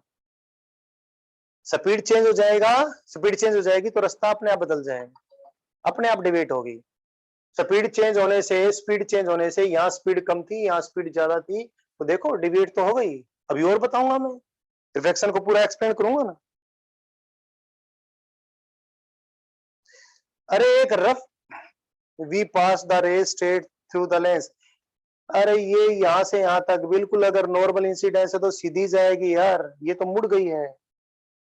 अगर नॉर्मल इंसिडेंस है, एंगल ऑफ इंसिडेंस जीरो है, तो एंगल ऑफ रिफ्रैक्शन भी जीरो होगा, तो ये तो सीधी गई। और ये तो मुड़ तो गई है, ये कहां कहां सीधी गई, मुड़ तो गई है। ये वाला पार्ट जो है मुड़ के तो आ गया यहाँ पर। एक तो रफ तरीका है ये रिफ्लेक्टेड वेव फ्रंट बनाने का, और बाकी फेयर तरीका तो आप करोगे करोगे। अभी रे ऑप्टिक्स भी आपकी साथ साथ चल रही है, लेकिन इसको अभी रिफ्रैक्शन बताऊंगा किस प्रकार से वेव फ्रंट बेंड हो जाएगा। अभी मैंने खाली आपको ऑप्टिकल पाथ समझाने के लिए बताया है, अभी इस चीज को वापिस से ही बताऊंगा। अभी मैं सिर्फ क्या यूज करूंगा, ऑप्टिकल पाथ बता दिया है। अब हाइजिन कंस्ट्रक्शन को, हाइजिन प्रिंसिपल को इस्तेमाल करके मैंने रिफ्लेक्शन ऑफ लाइट भी और रिफ्रैक्शन ऑफ लाइट भी एक्सप्लेन करना है, जो मैं अभी भी कर सकता हूं या फिर कल भी कर सकता हूं। आयुष, अभी मैंने ये कोई कैलकुलेशन वगैरह नहीं किए हैं, सिर्फ एक रफली आपको ये बताया है कि किस प्रकार से प्लेन वेव फ्रंट को कन्वेक्स लेंस एक स्फेरिकल वेव फ्रंट में कन्वर्ट कर देगा। ये कन्वेक्स लेंस था, प्लेन वेव फ्रंट इंसिडेंट था, इसने कनकेव वेव फ्रंट बना दिया इसका, ठीक है। और अभी 10 मिनट क्लास और ले लूंगा तो मैं भी रिफ्लेक्शन भी और रिफ्लेक्शन भी आपका अभी एक्सप्लेन कर दूंगा। तो let us explain reflection and refraction of light using wave theory.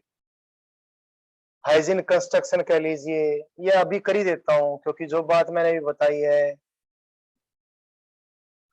वो बात थोड़ी और पक्की हो जाएगी। वेव थ्योरी ऑफ लाइट को यूज करके मैं रिफ्लेक्शन एक्सप्लेन कर देता हूं, रिफ्लेक्शन ऑफ लाइट।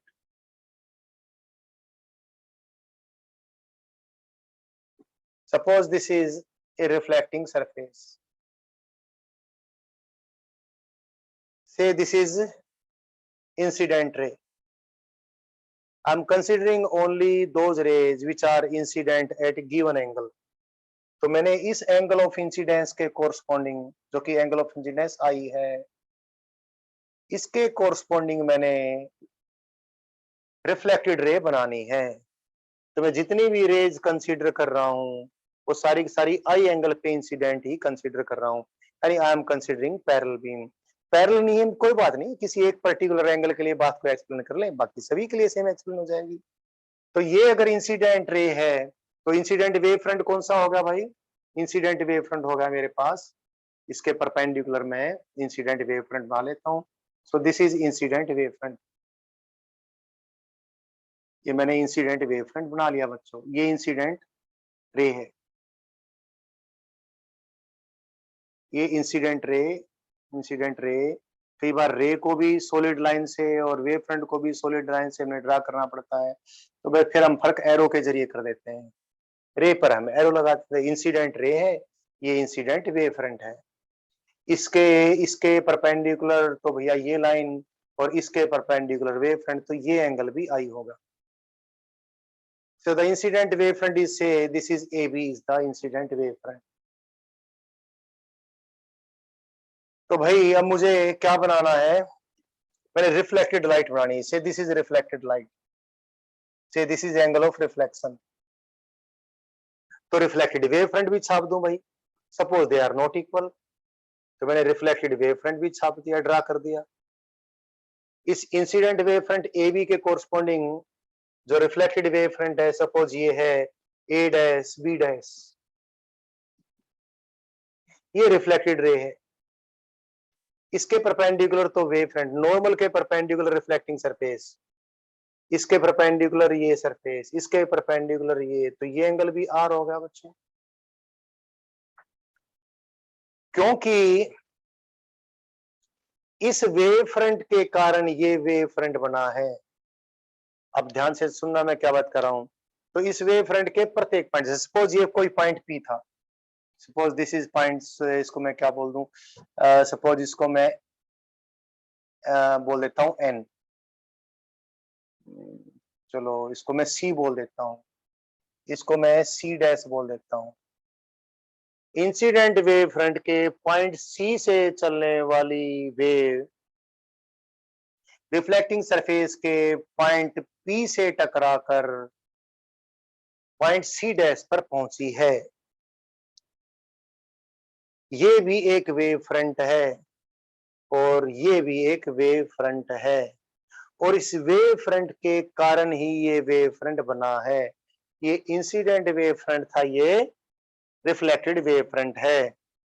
तो भैया इसके तमाम पॉइंटों से चलने वाली, सपोज यहां से भी कोई रे चली, वेव चली, या रे कह लीजिए, रे मतलब वेव एनर्जी जाने की डायरेक्शन, तो यहां से कोई वेव इधर गई, यहां से रिफ्लेक्ट होकर कहां पहुंची भाई, ये बाद में ड्रा कर दूंगा, मेरे ड्राइंग में बाधा डालेगी।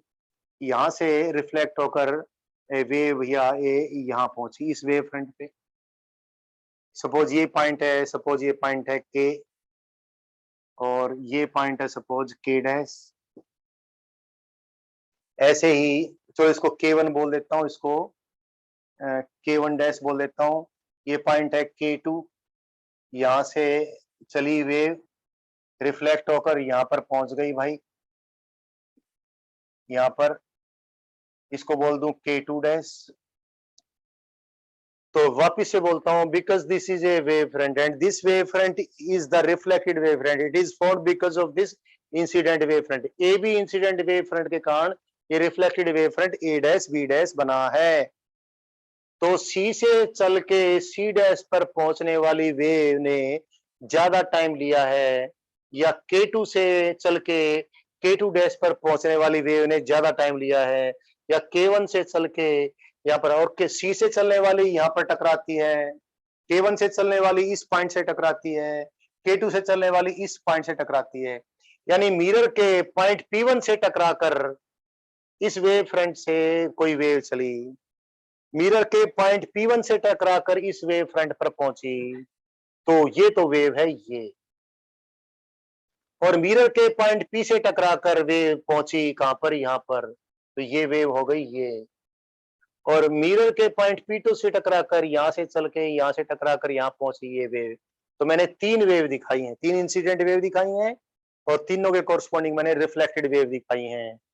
तो मुझे बताए इस वेव एनर्जी का टाइम और इस वेव एनर्जी का टाइम और इस वेव एनर्जी का टाइम, कौन सा टाइम ज्यादा है, कौन सा कम है, तो मुझे बताएं जरा। शाबाश शाबाश, which time is greater?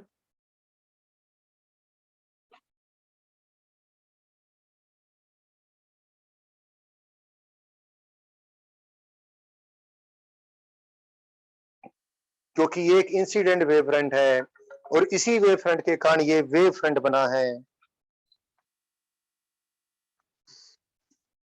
Bhupesh थोड़ा सा सोचे जरा, वेव फ्रंट की मेन डेफिनेशन क्या है?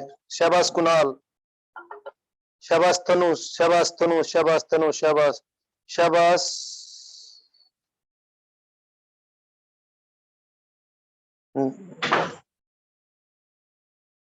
शाबाश श्रम, शाबाश शाबाश अनु, शाबाश युक्ति, शाबाश आयुष शर्मा, शाबाश आयुष वन, शाबाश रघुवीर। भाई ये तो वेव फ्रंट था ही, ये तो सारे पॉइंट सेम फेज में थे ही, और क्योंकि ये भी वेव फ्रंट है और इस वेव फ्रंट के कारण ही बना है, तो इसके प्रत्येक पॉइंट से चलने वाली वेव यहाँ पर जब पहुंचेगी सेम टाइम में पहुंचेगी, तभी तो ये वेव फ्रंट होगा, तभी तो इसके सारे पॉइंट सेम फेज में होंगे। तो K1 से चल के P1 से टकराकर K1 डैश पे आने वाली, C से चल के P से टकराकर C डैश पर आने वाली, K2 से चलकर P2 से टकराकर K2 डैश पर आने वाली, सारी वेव सेम टाइम में पहुंची हैं, तभी तो ये रिफ्लेक्टेड वेव फ्रंट है। इसका मतलब ये हो गया कि इंसिडेंट वेव फ्रंट के किसी भी पॉइंट से वेव चले, और वो चल के जहां पर भी उसको रिफ्लेक्टेड वेव फ्रंट पे पहुंचना है पहुंचे।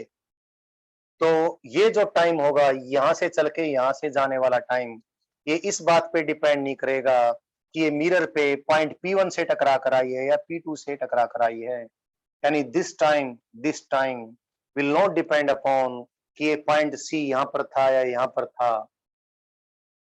फिर यहां बोलूंगा तो मुझे यहां भी बोलना पड़ेगा, एक ही बात बोल दूं तो आसान रहेगा। तो एक बात ये है कि इंसिडेंट वेव फ्रंट के किसी एक पॉइंट से चलने वाली वेव रिफ्लेक्टेड वेव फ्रंट के कोरस्पॉन्डिंग पॉइंट पर पहुंची, सी से चल के सी डैश पर पहुंचने वाली वेव का जो ये टाइम है, यह इस बात पे निर्भर नहीं करेगा कि ये वेव मिरर के किस पॉइंट से रिफ्लेक्ट होकर आई है। तो ये बात मैं यूज करके और देखो बहुत आसानी से सारा खेल खेल दूंगा। ये तो एंगल आई है जी, ये एंगल आर है जी।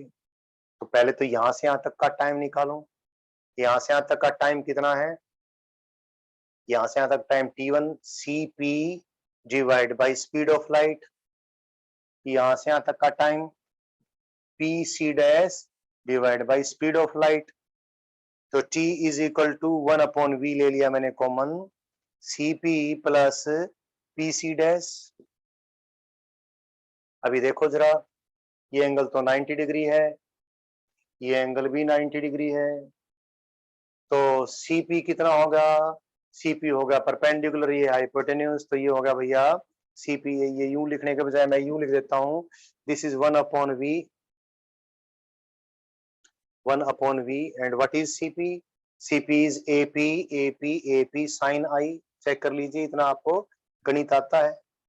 And similarly PC dash, this is equal to what is, again this is perpendicular, this is hypotenuse, it is PA dash sin R,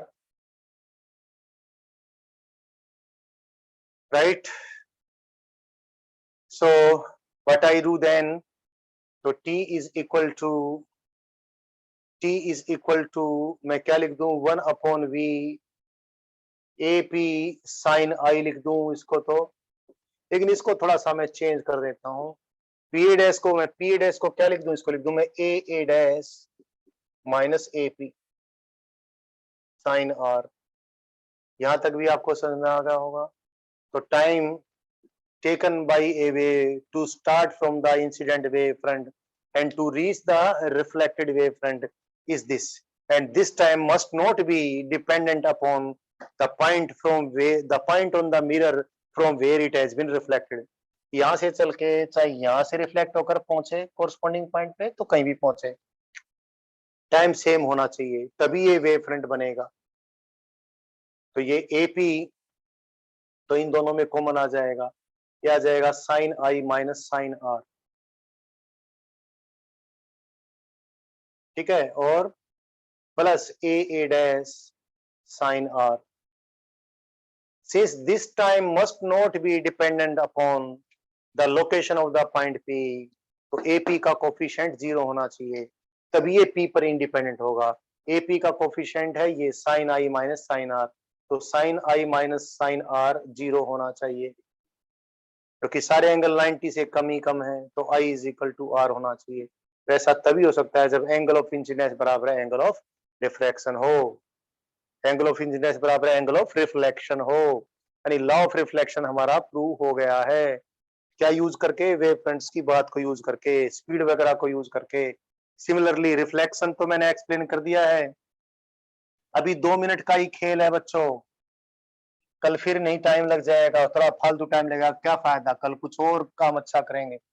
इसलिए एक्सप्लेनेशन ऑफ रिफ्रैक्शन भी कर देता हूं, और देखो अभी पता चल जाएगा किस प्रकार से बेंडिंग होएगी स्पीड चेंज होने से।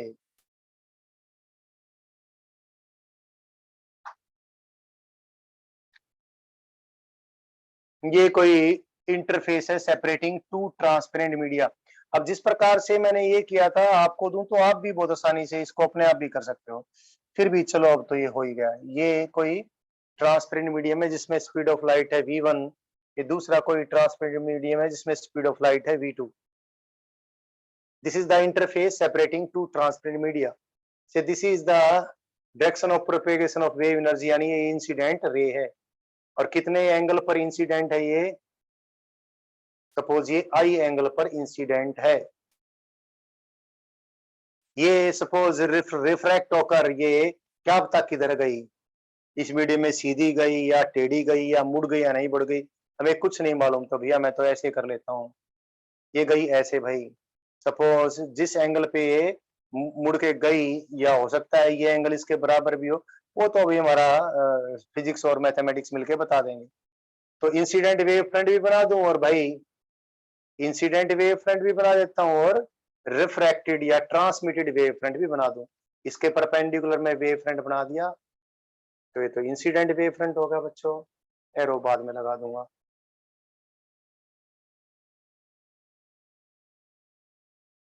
ये इंसिडेंट वेव फ्रंट मैंने बना दिया, ये पॉइंट पी, ये ए, उसी तरीके से कर रहा हूं, ये पॉइंट पी। इस इंसिडेंट वेव फ्रंट के कारण ये इंसिडेंट रे दिखा दिया मैंने, एरो लगा दिया।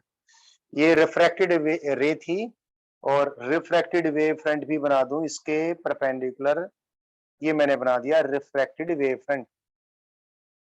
ये एंगल फिर दोबारा से 90 डिग्री दिखा दिया मैंने। इस पॉइंट को बोल दूं ए डैश, इसको बोल दूं बी, इसको बोल दूं पी डैश, इस पॉइंट को बोल दूं सी, क्योंकि इसके इसके परपेंडिकुलर ये लाइन, इसके परपेंडिकुलर लाइन, तो ये एंगल भी होगा आर। सेम बात, ये एंगल आई है तो ये एंगल भी होगा आई, क्योंकि इस वेव फ्रंट के कारण ही ये वेव फ्रंट बना है। फिर वही बात आप समझ गए होंगे, टाइम वेस्ट नहीं करना चाहता। तो इस वेव फ्रंट के प्रत्येक पॉइंट से चलने वाली वेव जब इस मीडियम, इस इंटरफेस के इस पॉइंट से क्रॉस होकर यहाँ पर पहुंची है, तो this time P2 C, C2 P dash will not depend upon the location of point C। मतलब यहाँ पर एक पॉइंट नहीं, तो आपको बोलना पड़ेगा P से लेकर P डैश तक, इस पॉइंट और इस पॉइंट के बजाय यहाँ से 3 पॉइंट लेने पड़ेंगे, उसके बजाय सिंगल एक बात कर दें, this time is independent of the location of point C पे डिपेंड नहीं करेगा। यानी यहाँ से चल के, यहाँ से टकरा के नहीं, यहाँ से चल के इस पॉइंट के थ्रू यहाँ पर आए, तो यहाँ से चल के इस पॉइंट के थ्रू यहाँ पर आए, यहाँ से चल के इस पॉइंट के थ्रू यहाँ पर आए, सारे टाइम सेम होंगे। बस इतनी सी बात यूज करेंगे, तभी तो ये वेव फ्रंट बनेगा जी। इस इंसिडेंट वेव फ्रंट के कारण ये रिफ्लेक्टेड वेव फ्रंट है, तो इसके प्रत्येक पॉइंट से चलने वाली वेव जिस भी रास्ते से चल के इसके कोरस्पॉन्डिंग पॉइंट पर पहुंचेगी, टाइम सेम होगा। तो टाइम निकाल लेते हैं जी। यहां से यहां तक का कितना टाइम है जी, यहां से यहां तक का टाइम है पीसी डिवाइड बाई V1। यहां से यहां तक का कितना टाइम है, CP dash divide by V2। फिर वही करेंगे जैसा थोड़ी देर पहले किया था हमने, पीसी को भी लिख देंगे, पीसी को क्या लिख देंगे, पीसी को लिख देंगे AC साइन आई, और सीपी डैश को भी लिख देंगे, क्या लिख देंगे, सी ए dash sine are.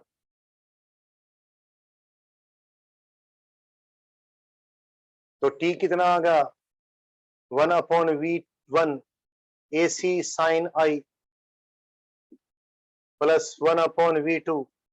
C A dash को क्या लिख दूं, AC, सी ए डैश को क्या लिख दूं, AC sorry A dash minus AC।